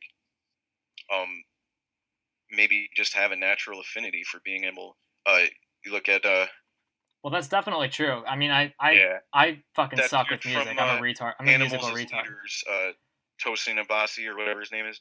He started like, I think when I first heard that, I think he was like 22, and I saw this interview, and I think he said he'd only been playing since he was like 15. And listening to him play, you would think he was born with a guitar in his hands. Mm-hmm. And it's like, wow, you've only been playing for 7 years. Like, I mean, you know, it's a long time when you're playing guitar and doing strenuously, yeah. But it's like you listen to the guy play, and it's like, okay, I could play for 7 years, and I don't think I'd be able to do that. Like, you know, and it's just not fair, and it pisses me off. Yeah, but that's exactly what it is, though. It's a natural talent. I mean, yeah. I have a cousin who, like, by the time he was in 6th grade, he could play piano like you wouldn't believe. Like, he was playing like Beethoven and all kinds of like crazy concerts and stuff, and he was doing live concerts where people bought tickets to see him, and he was only like 14, 15 at the time, and he still plays. That's crazy. Yeah, and he still plays music now, and he can play anything by ear. Like if he hears like a tune on the radio, he can play it on the piano. He just has that natural talent, and it's crazy. And I don't think any amount of training in the world will make me as good as him. It's just the way things work. Some people it's natural. Some people I think just pick it up. Yeah, no, for sure, definitely. And like, there's another thing too that I never knew about. I just recently found out about it a couple months ago. It's called perfect pitch. Yeah. Only there's like a very few people who have perfect pitch, who can hear, like, who can tell when something is like just the slightest bit out of tune, like the normal like everyday human like wouldn't be able to, but like some people are just born with like that freakish like tone sense, you know? Yeah. Right. I think my cousin, the uncle that I mentioned that we used to play Unreal Tournament, his son, I actually just saw him this past weekend. He was down there and he was playing his keyboard, which I didn't even know he played piano, but he's a talented kid too. He sings and he does acting in school plays, and I believe he's in college now for music. I think he's mastering in music theory. But you know, someone that the last time I had seen him, I didn't even know he could play the piano, and he's playing like this free-form jazz, running up and down the keyboard, and like perfectly, absolutely perfectly. And I was like, you know, and holy shit! I don't think he's been playing for that long either.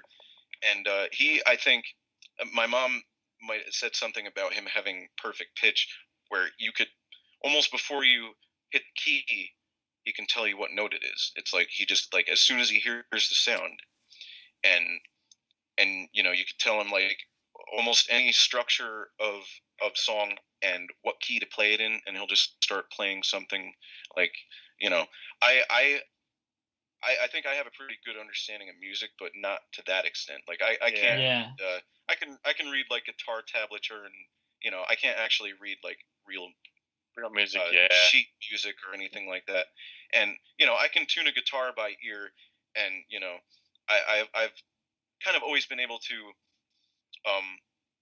you know, even an instrument that I've never played before. Like if you give me an hour with it, I'll be able to play something on it. You know, I can't just pick it up and play like a symphony on it or anything. Yeah. And you know, I've always kind of considered myself musically talented to a point, and then I see like people who just like, you know, are nuts with it. Yeah, it just like beyond talent, like natural talent, like freaks of nature, like way beyond, and you know, almost to the point where it's like, you know. Yeah, it seems like it's some kind of like genetic thing. When I was younger, I might have actually stuck with, you know, I've been in a couple bands and stuff. None of them really went anywhere big or anything, but you know, and maybe they wouldn't have no matter how much talent I had. But you know, it makes you wonder, like, should I have practiced more? You know, like yeah, but it does seem like it's more of like a genetic thing, because I've never been able. I've tried.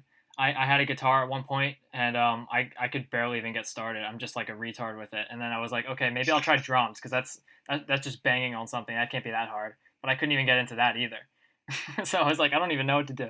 I always thought it would be really cool to be in a band, but I just do not have any ability with music whatsoever. And that's just the way it is. It's just I have to deal with it. You hate it. Yeah, I do. It sucks. I wish I could be in a band, but it's just, I don't know. I've never been able to pick up an instrument and actually get good at it. I'm just like, I doubt myself too much, and I just can't get into like creating anything that actually sounds pretty good. Well, drums take a lot of coordination, so I wouldn't put yourself down there. I can play like a basic beat. You know, I can keep time, and I can do like some simple fills and rolls, but my brother is an insane drummer, and he's like 100% self-taught. He started out playing like some spare, like a snare from a drum kit, and like banging on garbage cans and cardboard boxes. And someone gave him an old drum kit, and he taught himself everything he knows. He's one of the craziest drummers. Like, you know, the shit he does is just like, you know, I watch him play, and I'm like, damn, like.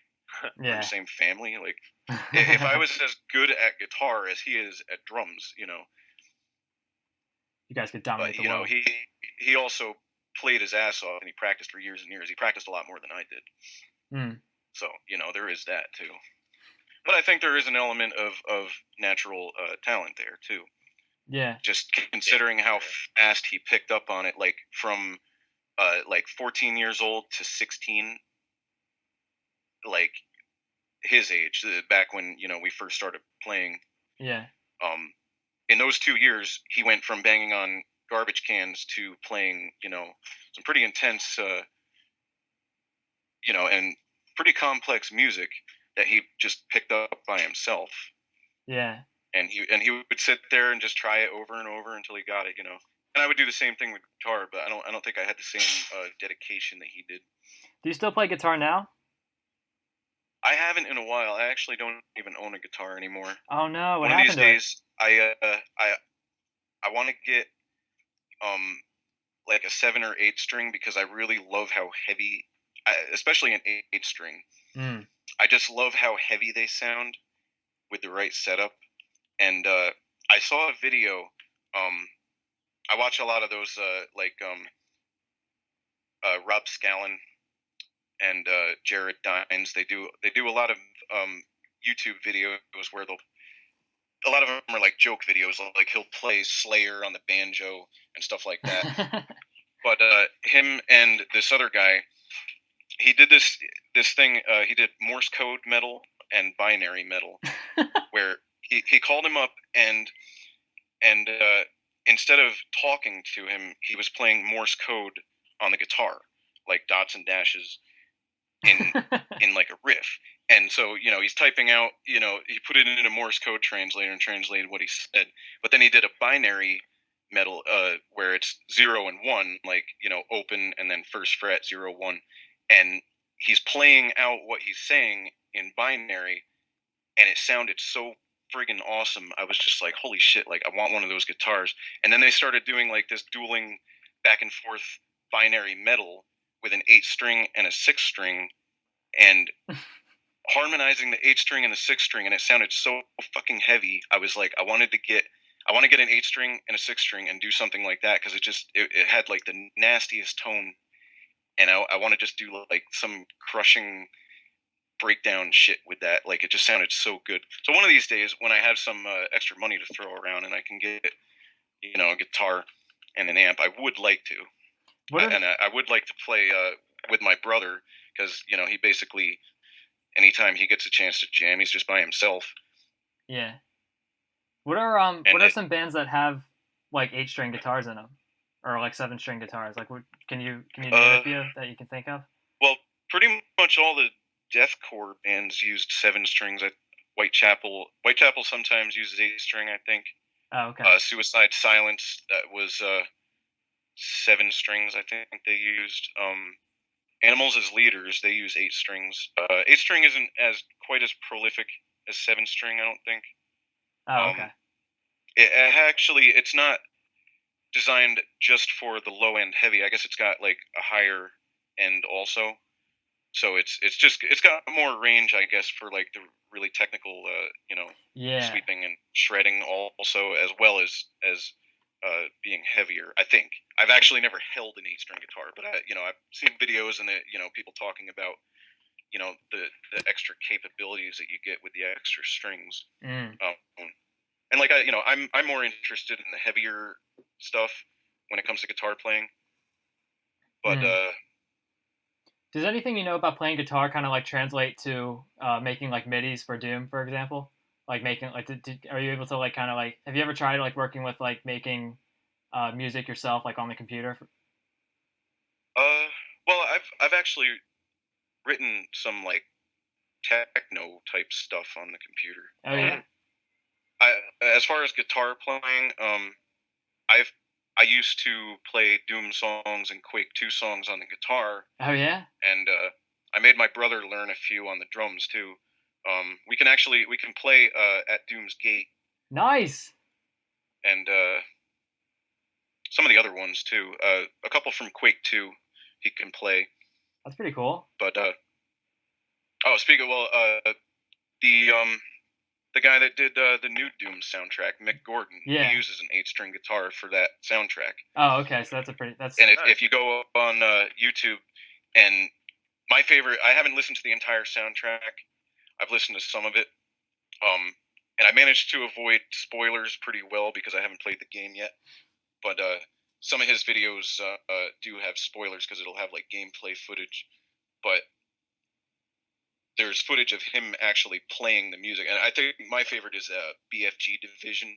Yeah, that song is just like, and I can hear influences from of what, in my opinion, may have influenced. And that song kind of sounds like a Marilyn Manson song to me when I've listened to it. And then he has music that kind of sounds like Fear Factory, and you can kind of hear where he's influenced by it. That's pretty cool. He uses an 8-string guitar, and it's like, he said in an interview that he tried, I think, writing music that sounded like the original Doom, but a little bit heavier, but it wasn't really working because I guess in the new Doom, it's almost like you're the bad guy. Like, the monsters aren't the bad guys, you're the bad guy. Yeah. And he wanted something that, not necessarily evil sounding, but just something that evoked like that feeling of like energy. The Doom guy coming. From what I gathered, it's kind of a continuation of Doom 64. Yeah. Where the Doom guy stays in hell, and it's kind of like, I guess they hint at the fact that it's still the same guy, and he's spent however long in hell, and he comes back and he's kind of just like this, like rip and tear badass. and kind of just out of his mind from being in hell for however long. That's the impression. It's almost like he's the bad guy, and he said he wanted to write music that kind of evoked that feeling. Yeah. So he used an 8-string guitar and really heavy tunings. Yeah, that was the impression I got from when I was playing Doom 2016. Is that like, the game is designed for Doom fans. Like it's not right. It's not a game that kind of like holds your hand and kind of like introduces you to a new story. Like I watched the original reveal video. Yeah. And that's what it seemed like. Just, you just go around eviscerating everything, and you're kind of unstoppable, which was kind of the feeling you get, like, playing the original once you got good at it, I guess. Yeah, and the music is like kind of like that, and it does have like really deep, heavy parts, as well as like really like supercharged, like high pitched parts too. So it does have like a pretty cool range of sound. It's pretty cool how they kind of they change the music depending on like your encounter. So like you always know when there's monsters around, even if you haven't killed them, because of music. Well, yeah, like say you fight a whole horde of monsters and there's one like off to the side somewhere, and he's like, maybe he's stuck, or you just haven't seen him. Like the music will let you know that like you still have shit to clear out. Around. Yeah, I forget. There's an older game that did that. That was like the first one I remember doing it, and I can't put my finger on it, but it was. No, I can't. It does what though? It does like that like dynamic music where it changes based on like what's happening in the scenario. Yeah, exactly. I don't know. There's been quite a few games that have done it. I know Mirror's Edge did that. I don't know if you ever played Mirror's Edge, the parkour simulator, they called it. Yeah, I know what you're talking about. I haven't played it. It was on the Xbox 360. I thought that game was awesome, but it had like a dynamic music. It would be like ambient, and then it would, if some soldiers or something started happening, it would pick up seamlessly into a more upbeat version of the same song. Like I have the soundtrack, and I've listened to the music, and it'll be like, there's like an ambient version, an action version, and and they'll blend seamlessly back and forth depending on what's going on in the game. Yeah, I like that. Which I always thought was cool, because it adds depth. In some games, like, it doesn't matter. Like the original Doom, like, I've played a lot of levels where it's like the person who made it didn't really pick the best song for it. Like, if I'm gonna play like a gigantic level, you don't want to have like a minute and a half long, like At Doom's Gate kind of song, because you're going to be listening to it for 45 minutes or more. You might want to pick something a little more, maybe like what's the Epic, Sean's got the shotgun or something like that. Yeah, something that's not as repetitive. Whatever, that one that's a little slower, and or something like from Refueling Base. Is that Sean's got the shot? I don't know. I don't remember all the titles, but something like that where it's not going to grate on your nerves quite so much if you're playing like a gigantic map. But in a game like Mirror's Edge, where you're moving through a little slower and it takes some strategy, it's cool that the music changes depending on what's going on. I think it would be cool to be able to do something like that in Doom, and I'm sure you could with maybe advanced source ports or something. But it would probably take a hell of a lot of scripting and whatever. Yeah. Do you put a lot of like emphasis on like music and Doom maps? I was talking to Jimmy the other day, and he said that's like one of his pet peeves, is that some people will play Doom with the music turned off, and he thinks that he thinks that's like super doing like way I think I watched that show or like the first half hour. But yeah, I remember him mentioning that. I play with the music on. Yeah. And if I'm playing a level where I don't like the music, I'll just switch it to something else that I think fits better. But usually, if it's a custom song, I'd say maybe like 4 times out of 5, people are pretty good at putting music that fits with the level that they've made. I think in this community, like, most people are pretty good at making Doom levels, and they're pretty good at getting the feel down. Sometimes you get a level where it's like the song just absolutely doesn't fit. Yeah. And in that case, I'll just switch it to another song that Or a lot of time, you'll have like this big hellish slaughter map, and it's got D running, and it's like, it's an action-y song, but take something like Sinister or something that sounds evil, that's gonna fit in a giant, hellish map, with guts and blood and boiling red rock everywhere. D running doesn't really cut it, in my opinion, for a map like that. Yeah, right. And I always go out of my way too when I make a level to try to pick a song that fits the atmosphere. And a lot of times I'll pick the song before I've even finished the level.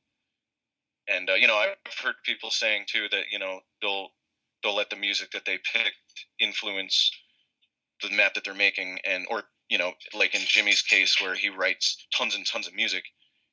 If he were to make his own song for a level and then start making the level, people have done that too, where they build a map around what they want. Yeah. They want it to fit the song that they wrote for it. Yeah, the music will kind of carry your kind of level design style. Right. I've never gone that far with it because I've only written a couple midis, and they're not really that good. And one of them is, a couple of them are for work in process projects, so they're not really finished either, so I can't really share them yet. Are you working on a big project, or is it just kind of like you're just kind of like goofing around? Do you consider it to be like pretty ambitious, or what? It's pretty ambitious for me because I'm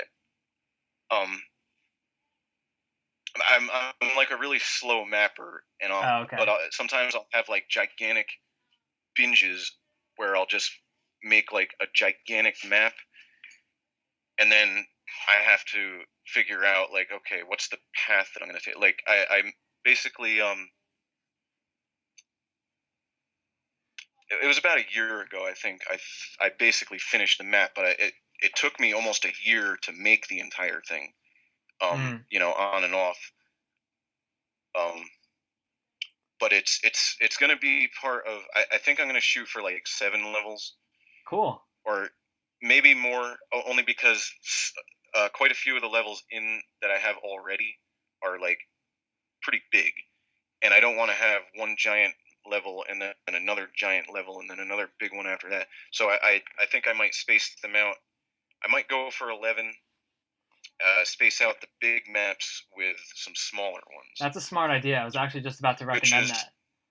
Something that I have to force myself to do, making smaller levels. I've made a few, but I get carried away a lot too, which makes my levels take way longer to make than they really should. But I have a few small ones. I have like an E4 style level that's basically done. That's probably going to go in that pack. And I actually, around my birthday, it was on my birthday, I put out, it was kind of like a city level. It's going to be in the pack, and it's going to be in the pack of levels, the episode, whatever you want to call it. But probably with some changes, because I kind of fiddled around with it to balance it as like a standalone level just for the release. It was kind of like a semi-release, like, here's a map. It might be a little different the next time you play it, But I just put it out there because it's kind of like a demo birthday. to kind of show people what you can do. Yeah, sort of. That's cool. And I'll throw a level out there every now and then. Like every now and then, I've threw a random birthday map. I did one for Razik. I made it for his birthday in 2014, but I didn't finish it. And I think 2015 even came and went. And it wasn't until he came up with yet another birthday thread last year, I think it was, that I was like, all right, let me finish this damn map. And time goes by so much fast. It's so fast. So much fast. And yeah, time goes by like really fast. I mean, the new Doom game came out like a year ago, like just a few days ago, I think, right? Oh, it's crazy. What's that? The new Doom game that came out like a year ago, I think just a few days ago. I know, and I was like dying to play it, and I still am, but it's like I can't yet. I have to buy a new video card, and I need a 64-bit OS, and I'm like, I don't have the money for it right now, so I'm just like savoring the the anticipation of like someday I'll get to play this game. What kind of really video card do you have? Immersed in. Actually, I think the video card meets just the bare minimum. I would like to get a better one because I think that's basically the bottleneck of. I skimped on the video card when I bought this setup, knowing that I could upgrade that later. So I have 8 gigs of RAM. I have the i7 3.4 gigahertz, blah blah blah, whatever. I bought like the best shit I could buy, and I skimped on the video card. And then of course, I think it's the 6770 or something. You have an older GE Force. Yeah. Oh, okay, yeah, that's kind of older. Yeah, for the purposes of playing the new Doom game, it's going to be, you don't want to like compromise your experience. That's why I think it would choke on the video card. Yeah. I think that would be the bottleneck there. Yeah, for sure. I feel kind of stupid because I bought a PS4 just so I could play the new Doom game, and I have no other games for it. I have no interest in playing any other games, and I got it. I got the PS4 so I could play the new Doom game because I didn't want to have any kind of hiccups while I was playing the game. I wanted to feel the experience exactly as it was supposed to be. So right. I got the PS4 for that. So I ended up spending like $700 just to play the new Doom game, and yeah. Like I thought about doing that, but I don't really want to play with a controller. Yeah, well that'll fuck you up too because I was talking to people that were playing it, and people that played it on the PC like did really well, but I was dying like every level. Yeah, I guess it could take some getting used to. Like there's certain FPS games like I found the Modern Warfare series actually works really well with the Xbox 360 controller. Yeah. If I turned around and tried to play, I downloaded Doom and Doom 2 on the 360, and it was the same thing. It's like, I'm dying all the time because I'm so used to like flying around with mouse look and suddenly I'm limited to how fast I can turn. Yeah. And it got really weird. And I actually on refueling base map 10 of Doom 2, I died so many times trying to get through that level. That I don't think I actually even finished it. Yeah. I mean, I've already played Doom 2 so many times, that it was like, okay, whatever. I think I was just playing it for the hell of it. But I kept dying on refueling base, which it can be a hard level from pistol start. But it's like, man, I'm not this bad at Doom. Like, yeah, well, that's the thing. You can beat this level on a PC, so it's like annoying to play it. Like that's how I feel. Like I got like a mobile version of Doom on my phone, and like I can barely get past underhauls, like just playing with my touchscreen controls on the piece of shit. And I'm like, this is not Doom. I tried playing like old school platformers on the touchscreen, and it's like with games like that, a controller is fine, and you have the physical D-pad and buttons that you can feel. Yes. When you have your fingers on like a phone, you can't feel anything. It's just flat screen. Yeah. So you don't have that same like I would think I hit the button, but I didn't because my finger wasn't in the right place. Yeah. But yeah, a game like the new Doom, like I'm basically, I know I'm gonna like it. It's Doom and it looks awesome. So I'm waiting until I can really, really enjoy it and immerse myself. Eventually, I'm saving the money for the video card, and I have to upgrade Windows to a 64-bit version. But I didn't really want to compromise by just going out and getting like an Xbox One or a PlayStation 4. I think they're out now. Yeah. But I did do that years ago. I bought a Nintendo 64 just to play Doom 64 when that came out, and I ended up buying a lot of other Nintendo 64 games. So it was a good purchase and it was worth it. But when it first came out, I didn't care. It's like, oh, another Nintendo system, and then I was like, oh, another Doom game. I was like, I gotta have it. I gotta have it right now. Hell yeah. Yeah, I love Doom 64, but I've only played it. Well, the first time I played it, my brother rented it from Blockbuster. we were borrowing somebody's N64, and he ran over to Blockbuster to rent some games, and that was one of them. And I remember not even being able to get past the second level, because the controls were like they're really insensitive. Like it took a long time to turn around and stuff. But in addition to that, they're a little more like not clunky, but not as fast responding. Yeah. But yeah, I know what you mean. Yeah, and like by the time I got to the second level, the game was like super dark, and I couldn't figure out where to go. So I just spent like most of my time just trying to figure out where to go, and then before you knew it, the entire week was up, and then I had pretty much have to play it in a dark room at night, or you're not going to be able to see. I mean, now we have Doom 64 EX, and where you can mess with the video settings and stuff.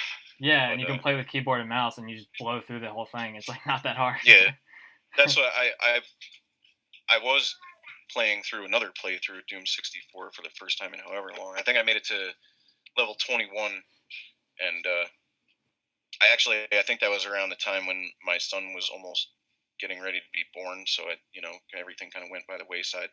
But I remember getting to Pitfalls, which I think is level 21, and when I went to sleep that night, I actually had nightmares. It was really weird. Like, after so many years of playing Doom, and like the first time I played Doom, it was scary. Yeah. And then I kind of got used to that, and like sometimes even nowadays, sometimes something will come flying out at me and make me jump a little bit, but I don't find the game scary anymore.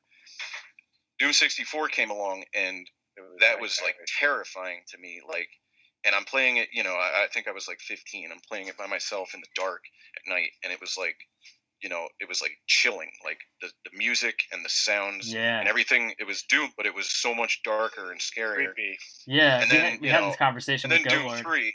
I know a lot of people don't like Doom 3, and I had my own gripes with like the gameplay and stuff, but that game was so scary, like that I almost like a few times I had to stop playing. Like I was like, I got to take a break. I'm like so terrified.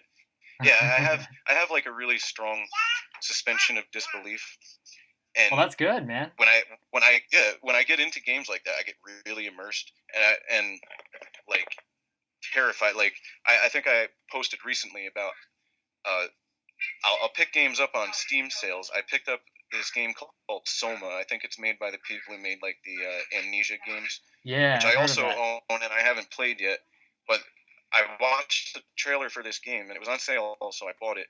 And I'm not even exaggerating when I haven't worked up the nerve to even play it yet because I know it's just going to scare the Jesus. Oh my god! And yeah, like playing Doom 3 was like that. Like, pretty much the whole game. I was just like terrified. Wow. And even when I'd start to get a little bit used to it, something really freaky would happen and scare the crap out of me. And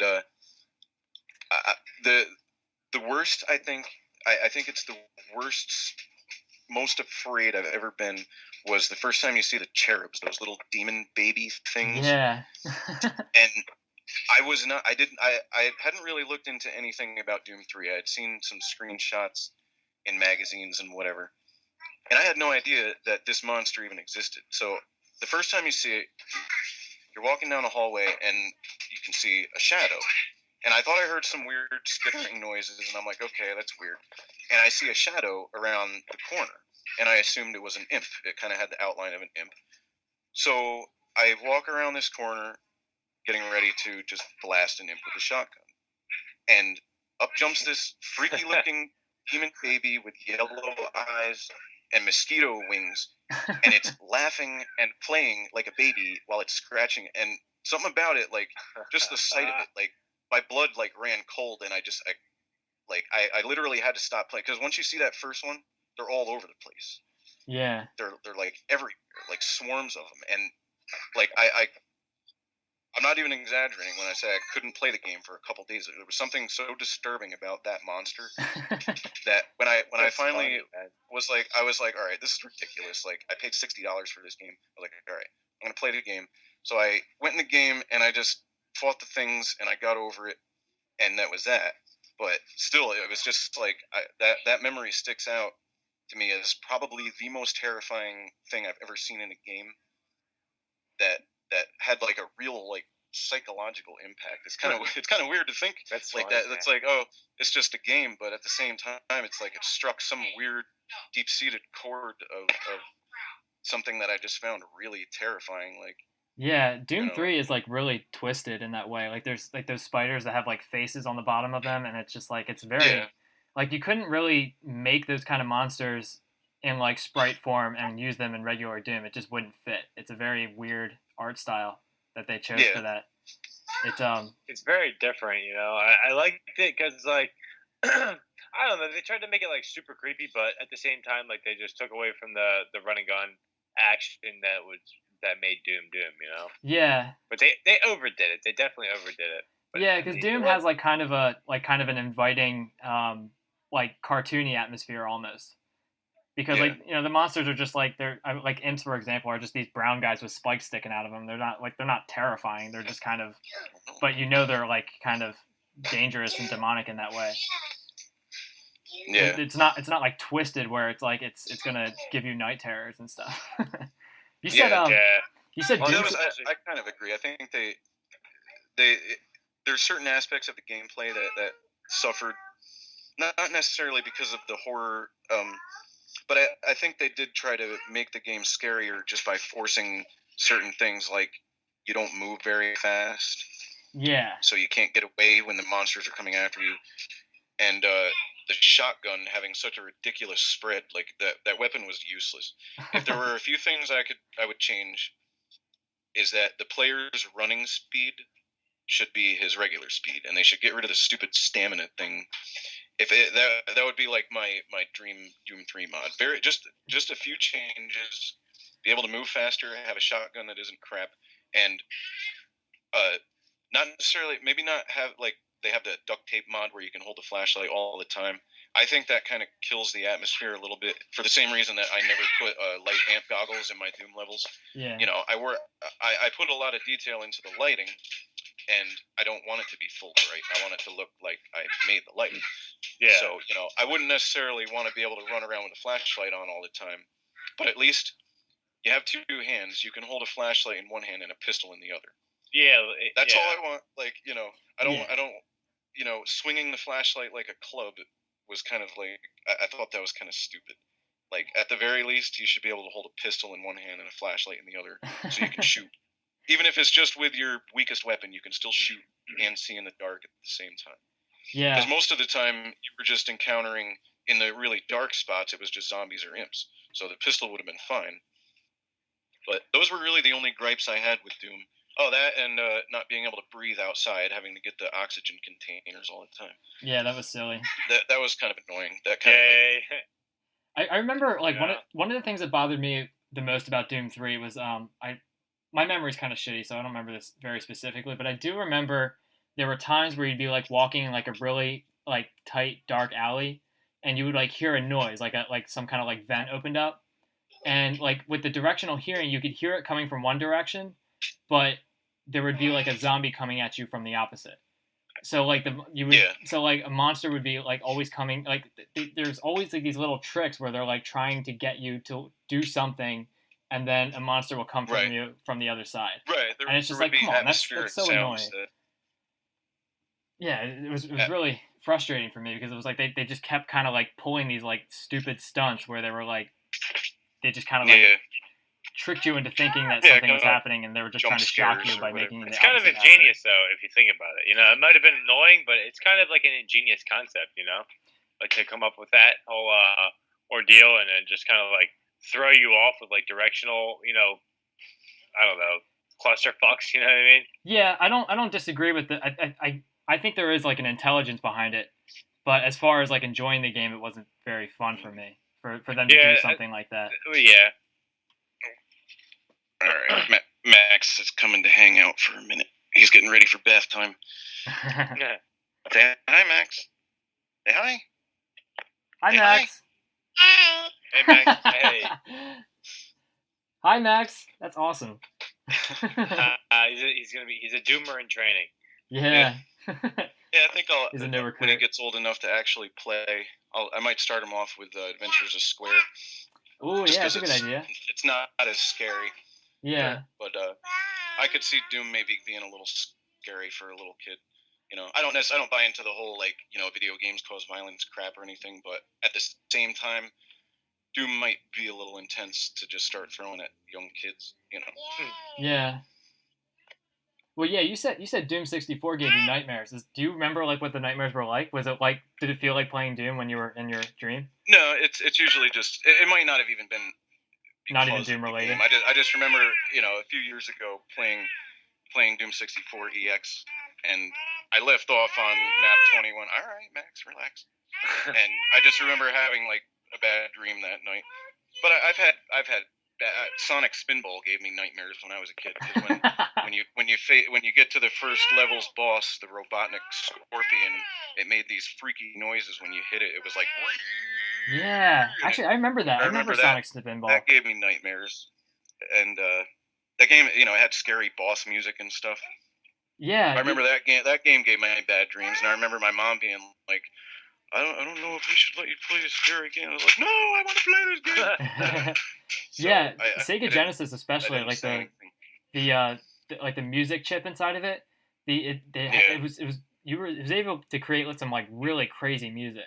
I remember specifically looking up Maximum Carnage. There's like this dialogue music that plays during the cutscenes, and if you listen to it on the Super Nintendo, it's pretty cool. But if you listen to it on the Sega Genesis, it's so twisted and creepy, and it's the same song, but just the equipment that's used to make the same music it makes it so much more gripping and terrifying. It's just so demented and weird. And I remember that song like really sticking out in my head. It just depended on who was writing the music. Some people could just get more out of that synthesizer, I guess. Yeah. Typically, like the Sega, actual Sega games like Sonic, Sonic Team always had good music. Treasure always did good music. And as funny as it sounds, Treasure made the McDonald's game, Ronald McDonald's Treasureland Adventure. And as weird as that sounds, and it's actually a really awesome game because Treasure just always seemed to make good games, and it had one of the best Genesis soundtracks, like just so complex, and good quality sound too. It's like, like they could wring more out of the processor than like other musicians, Genesis musicians could. Yeah, the Ronald McDonald game had good music. Is that what you're saying? Yeah, the Ronald McDonald game. As weird as that sounds, like, and if you ever get a chance to play it, it's actually a really fun game. It's awesome. Like, it's got really awesome music, and it's hard and it's challenging. There's another game. There was a lot of good games, like on the SNES and Sega Genesis that were like cartoon based. And another one that was kind of like along with the Donald Duck was called Goof Troop. It was on Super Nintendo. That was a great game. Yeah. Oh, I didn't know they actually. Yeah, I guess they would have. I used to watch the Disney Afternoon. I used to watch Goof Troop. I never knew they made a game of it though. But yeah, they had Quack Shot. Yes. I played that before. That was the Genesis game where he played as Donald Duck. That was a cool game too. I played through that a bunch of times. Yeah, I remember that. You had like the gun that shot plungers. Yeah, plungers, and you had to get different kinds of plungers so you stick to different things. Whatever. And it was almost kind of like a Castlevania. Not quite. I think it was definitely inspired, and there were certain areas where it's like you could only get so far, and then you had to travel to another level to get like either the plunger upgrade or an item to be able to progress. Yeah. So it was kind of like sort of open world, not really, but it had like the puzzle aspect of trying to figure out like what items you needed to get through. But yeah, I played that a bunch of times. That and Animaniacs on Genesis was an awesome game. That kind of had a similar thing. You played all three, and each one had a different ability. Yeah. And you had to use their abilities to get through the levels. Whoops. I have such a soft spot for Sega Genesis games just because of the music. I remember some games, especially like Alien 3. Oh man, the music in that game fucking. Dude. That was like, so the thing scary. about it was that the Sega Genesis music and like sound format was so much better than I don't know. I hated the shitty MIDI sound effects and soundtracks that were on like the the Super Nintendo, it sounded so generic to me. You know? Yeah, but like when you played like games on Sega Genesis, they just had such a deeper sound to them.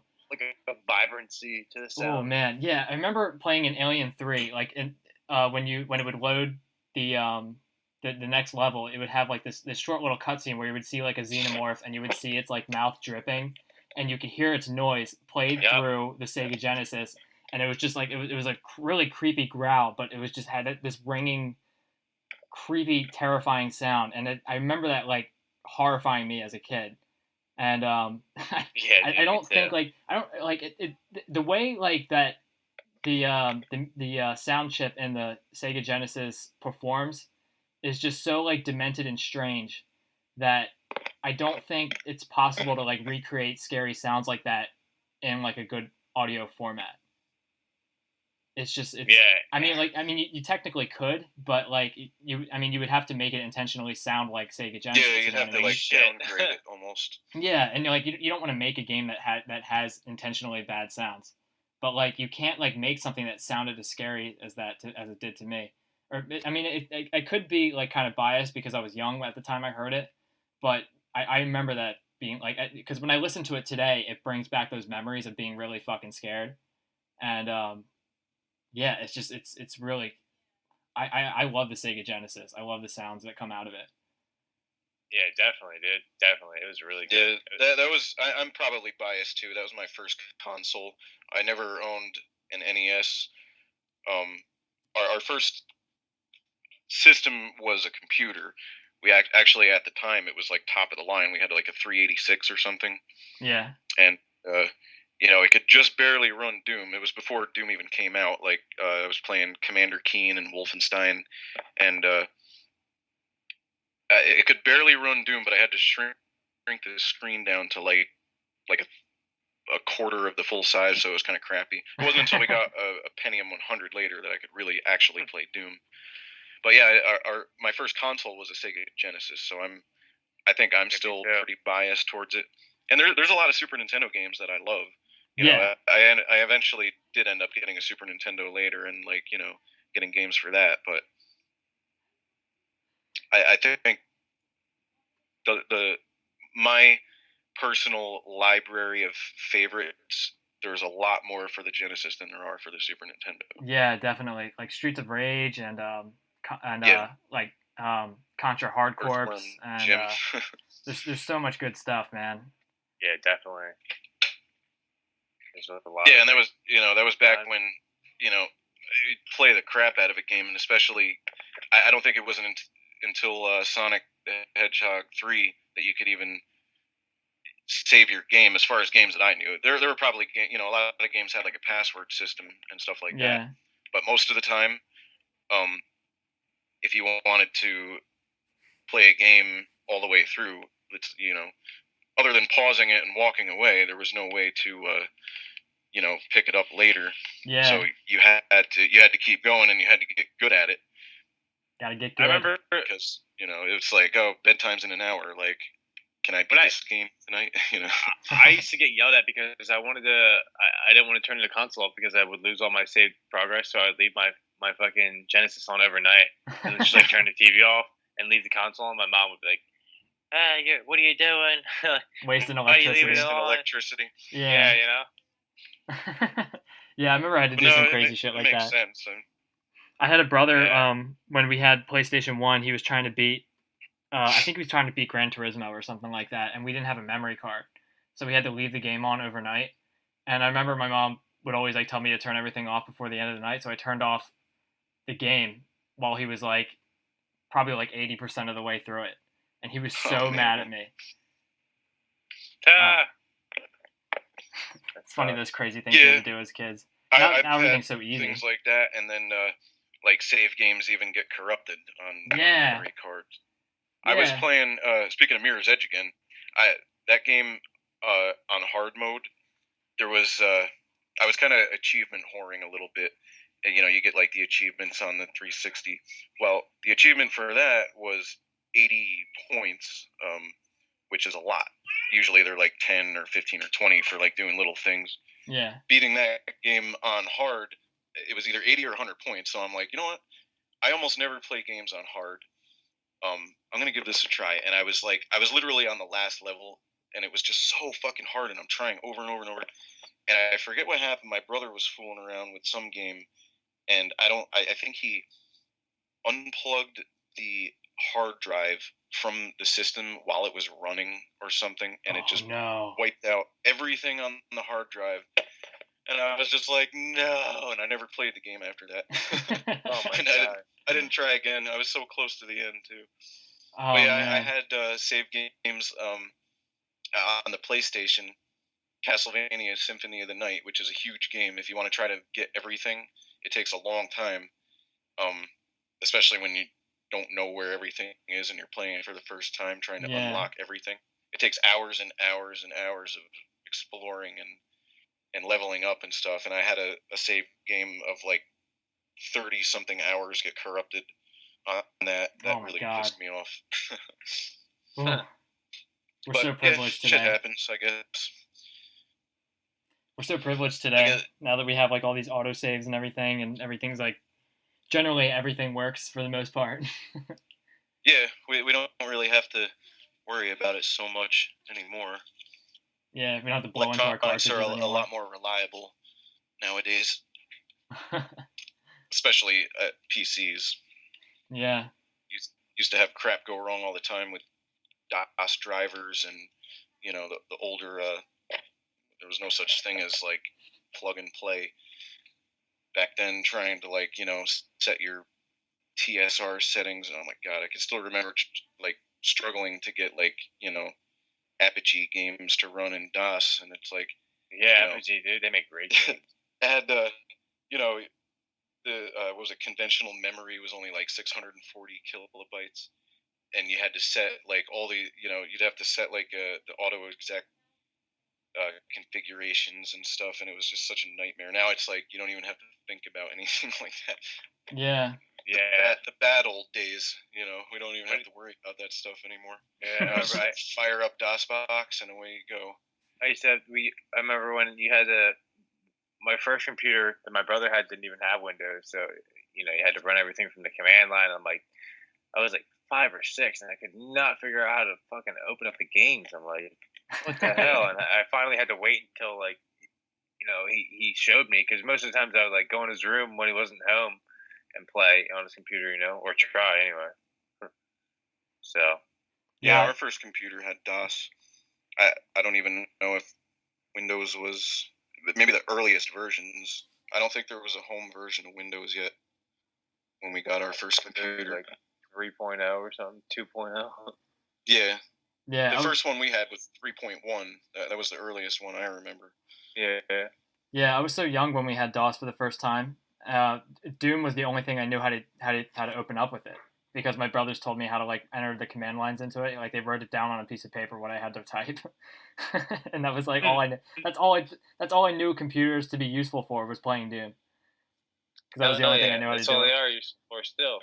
Yeah, I know. That's all I do. For the most part, you know, we had some, like, we had learning games and stuff too, and some accessories, like, you know, like kind of like the MS Paint of the DOS era. I forget what it was even called, but it was a similar thing to that, where you could draw, and but most of it was just games. And there was a guy, a friend of my parents, he was a computer programmer, like back when computers were like really, really slow, and, you know, like the Tandies and like, you know, the old Apple. So he would give us games that he downloaded. Like he had the internet before the internet was even like a thing, and he would download, and that was how I discovered like a ton of shareware games, and that was basically how I got into game. I think the first computer game he ever gave us was Monuments of Mars. I remember that. It was like an old CGA game, you know, like the 4-color. I still have it. I still have it in my collection of games. Yeah, I remember the first level. You just had to jump over like a little. Like it wasn't a side-scrolling game, because like the screen didn't move with it. You only got one screen. It was just one screen at a time. Yeah, and like the first level was like jump over a pit, and that was the whole level. Yeah. But there was like 80 levels or so. It had like a little setup, like a few levels where you're walking across the Martian landscape, and then you start to see the robots and the traps, and it wasn't really until you dropped down like inside the pyramid or whatever that was when it started getting crazy. And there was every level was like you said, only one screen, but every level was like its own little puzzle to unlock the X to try to save ammo and stuff, kill the monsters, and you had unlimited lives, so every time you died, you could just keep trying until you got it, which was pretty cool because you died all the time. Yeah. Really hard to control the guy. But as clunky and primitive a game as it was, like, I was blown away when I played it. Looking at it now, like, it's still a cool game and it's fun and it's worth playing if you like classic side scrollers. But and then like getting games like the first Commander Keen, I was just like, holy crap! Like, yeah, dude, Commander Keen was awesome. I still love Commander Keen. I wish they would give Tom Hall the rights back to that so he could make some more Commander Keen games. Oh yeah, I'm sure a lot of people have said the same. Actually, I've seen people say exactly that on Doom World before. Yeah, who does Commander Keen belong to now? Is it software? I think it still owns it. Yeah, they're just sitting on it. The So, last like, game they made one for the Game Boy Color. Yeah, I remember hearing about that. Which I don't think was very good. I think I tried it on an emulator once, and it was just not really in the same style and kind of clunky and not fun to play. Oh, that's a shame. A lot more limited. I think the control, because I think the Game Boy only had the 2 buttons, so you had to. I think. You just turn the pogo. It was the same where you had to turn the pogo on and off. Yeah. But because it was. There was some difference in the controls. I don't remember exactly what it was, but it made it really like just not fun to play. I don't know. Yeah. It just didn't have the same like fast scrolling, actiony platformer that the original Commander Keen games had. That's corny. Commander Keen really does belong to Tom Hall, though. It really, like, they really should put him in charge of that because that's his thing, Yeah. Well, I mean, there's no point in them just sitting on it. You know what I mean? Yeah. Because they're not going to make a new Commander Keen game. If they're not going to make any more games, at least if they would, make some more games out of it, it'd be one thing. But they're not even doing anything with it. Yeah, it's stupid. I don't even think they don't even have any Commander Keen merchandise that I've ever seen. I think you could probably still order the original games. That's probably about it. Yeah. You could probably get them on, GOG or something. I don't even know. But I have all those games too, obviously. Once upon a time, I owned the It Anthology, which came with all of them, which I had them all anyway. Yeah. There was just extra copies of them. But they're so small, they're only a few hundred kilobytes each. So you just have them on your computer in a games folder somewhere. All right. Well, we've been talking for like 2 hours. Yeah. Yeah, dude. I'm starving, dude. I haven't. Oh, are you? I'm sorry, man. Actually, yeah, it's like I said, Max is getting ready for bath time, so okay. I'll go. I'm gonna go help with that and probably grab a snack myself, get ready for bed. So It's been fun. Yeah, I have the feeling that we could probably find more stuff to talk about if you guys ever want to do a round 2. I would love to do I'm that. up for it. Yeah, that would be awesome. Sounds good. Just let me know. Yeah, we'll work that out. So thanks again, Megalyth, for being on the show, and you too, Splatterhouse. And also Megalyth, Thanks a lot.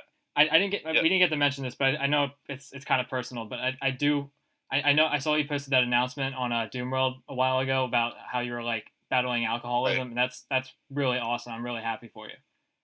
Yeah, I'm still doing pretty good. Like I said, it can be pretty boring sometimes.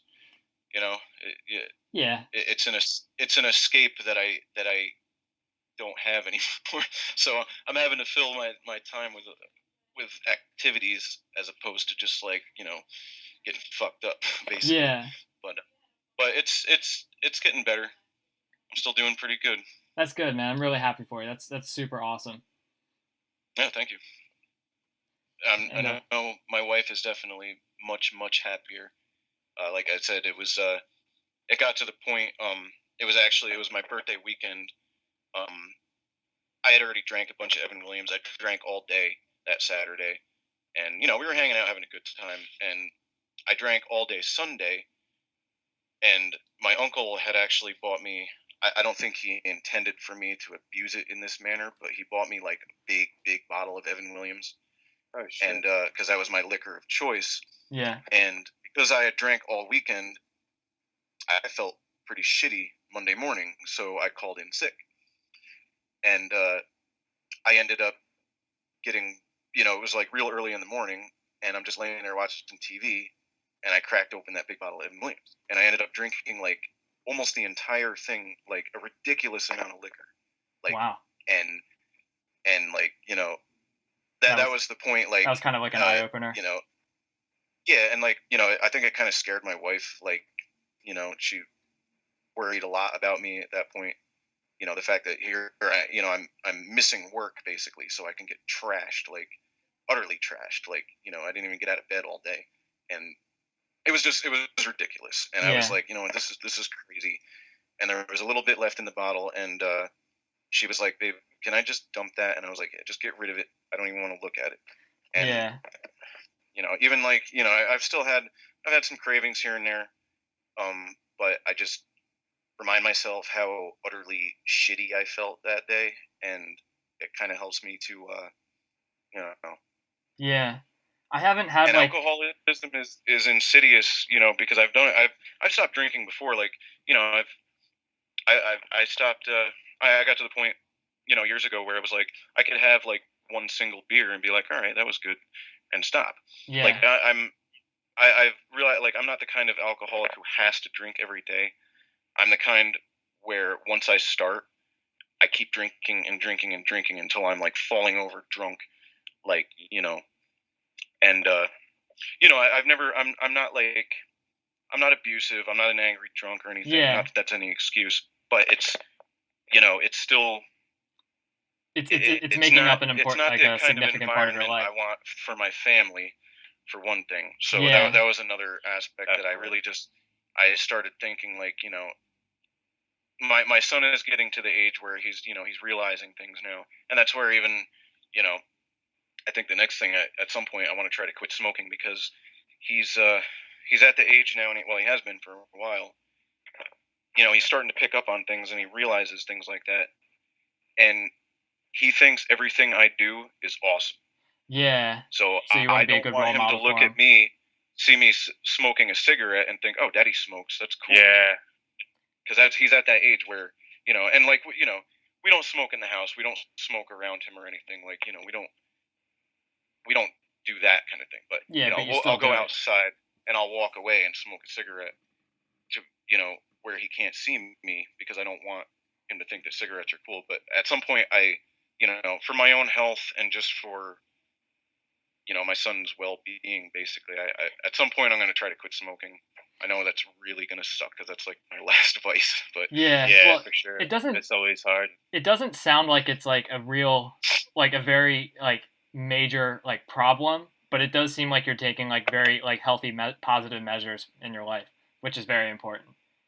So that's really cool. Because I know some people have like dealt with like much crazier situations and stuff, like where they couldn't like control themselves, and they have like withdrawal symptoms and all kinds of crazy stuff like that. But yeah. So, but that's really important that you're actually like taking steps to like make yourself into a better person. That's something I try to do as often as I can. Yeah, and it was time. Like, it was way past time. Like, like I said, just I drank just such a ridiculous amount of liquor. It was probably a half a gallon of Evan Williams. It was a big ass bottle, and I'm thinking back on it, and I'm just like, man, like, how did I put that away? And still, basically functioning, and it's just crazy. Like, yeah, I don't know. It was ridiculous, and it was, as they say, a wake up call, basically. Like, what are you doing, you friggin' idiot? Like, wasting your life, you're wasting your money, laying around drunk, getting fucked up all the time. It's time to, put your energy into something, and So I've actually had like the mental energy to start mapping little bits here and there again. I've been putting more into physical energy. Oddly enough, I've been doing a lot of yard work and gardening, nice, which is keeping my mind, active and my body active and keeping me distracted from, I say nice because I'm a homeowner and that's something I almost never do. Yeah, I'm actually in recovery myself. I was doing a little bit. I was going a little bit harder than just drinking. I was doing, every hard drug you can probably think of. Yeah, like I've been there too. Probably never to the point of alcohol of where I was with drinking, but I've done it all myself, so I know what you're saying. Yeah, it can be hard dealing with sobriety. Just when it just kind of sucks when you've been like, even if it's just smoking weed. Like I used to smoke a ton of weed when I was a kid. Like 19, 20. I used to smoke a shitload of weed, and it did kind of get to the point where like everything sucked if I couldn't take a few hits of weed in the morning, and I grew out of that, and but for some reason, something about alcohol, like everything else, like I could take it or leave it, but alcohol is just, I live literally like a 30-second drive away from a liquor store, and even if I didn't have any money, like she would say, "Oh, well, pay me on payday." So it's like anytime I could get it, like even if I was broke, and that's what made it really hard. Yeah. And it's like, so for $5, I could get a bottle of cheap ass, disgusting vodka, get drunk, and and it's cheap, it's powerful, and and it's always available. That's the hardest part. Is that Yeah. It's not like you have to go search for a fucking weed or dope dealer. It's like you can go to any liquor store. Yeah, I'm super happy for both of you guys because it's awesome that you guys are like taking measures to like work on this. I don't really have a similar experience, and I think I'm really lucky in a way because I have like tried a bunch of different things and I've never really had like the addictive pull of it. So I think I'm just kind of a lucky person. But there have been times where I tried some like pretty hard stuff, and I can like really see how you could really get hooked on it, and just like there was times where I was like I could quit my job and break up with my girlfriend and do this for the rest of my life. Yeah. It's like it was like a really fucking scary moment when I did that. But yeah, so it's really crazy. Addiction is really no joke. Yeah, seriously. No, definitely. Okay. Well, no, I appreciate any support. A lot of people on Doom World. I had a few conversations in private message with a few people. Just back and forth, just support. I've had my wife, and and it helps to just be able to look at my son, and he can, one of his favorite things, pretty much every day as soon as I get home, those Mega Blocks, like the big Legos. Yeah. He has a bucket of them, and he'll go grab it as soon as he sees me and dump it out all over the floor. And in his little 2-year-old voice, he goes, "Build, build!" Like he wants to build stuff. So we build all this stuff out of Legos, and it makes me feel good that it's like I'm paying more attention to him and not as much on myself, I guess. Yeah. I would retreat into myself, and it's like I would want to get drunk because I was doing that, and then I would retreat into myself because I was drunk, and it was like this cycle of just shittiness that came to a head. But I've had a lot of support from my family, and and you're kicking ass people now. On Doom World and people online and stuff, and That's awesome. I'm so happy for you. I'm happy for both of you guys. Really, it's really awesome. Thank you. All right, so I'm happy for myself. Yeah. All right. Well, thank you guys for being on the show, and thank you everybody for listening. Thanks for having me. Yeah, and next episode I'll be talking to NX Gangrel, and about all kinds of different stuff. And so thank you everybody in the Twitch stream and all you guys listening to the MP3s that I've uploaded on YouTube and through YouTube and on Mediafire and stuff like that. So thank you everybody for your continued support and all that stuff. And we'll see you next time. All right. Good night, everyone. Good night.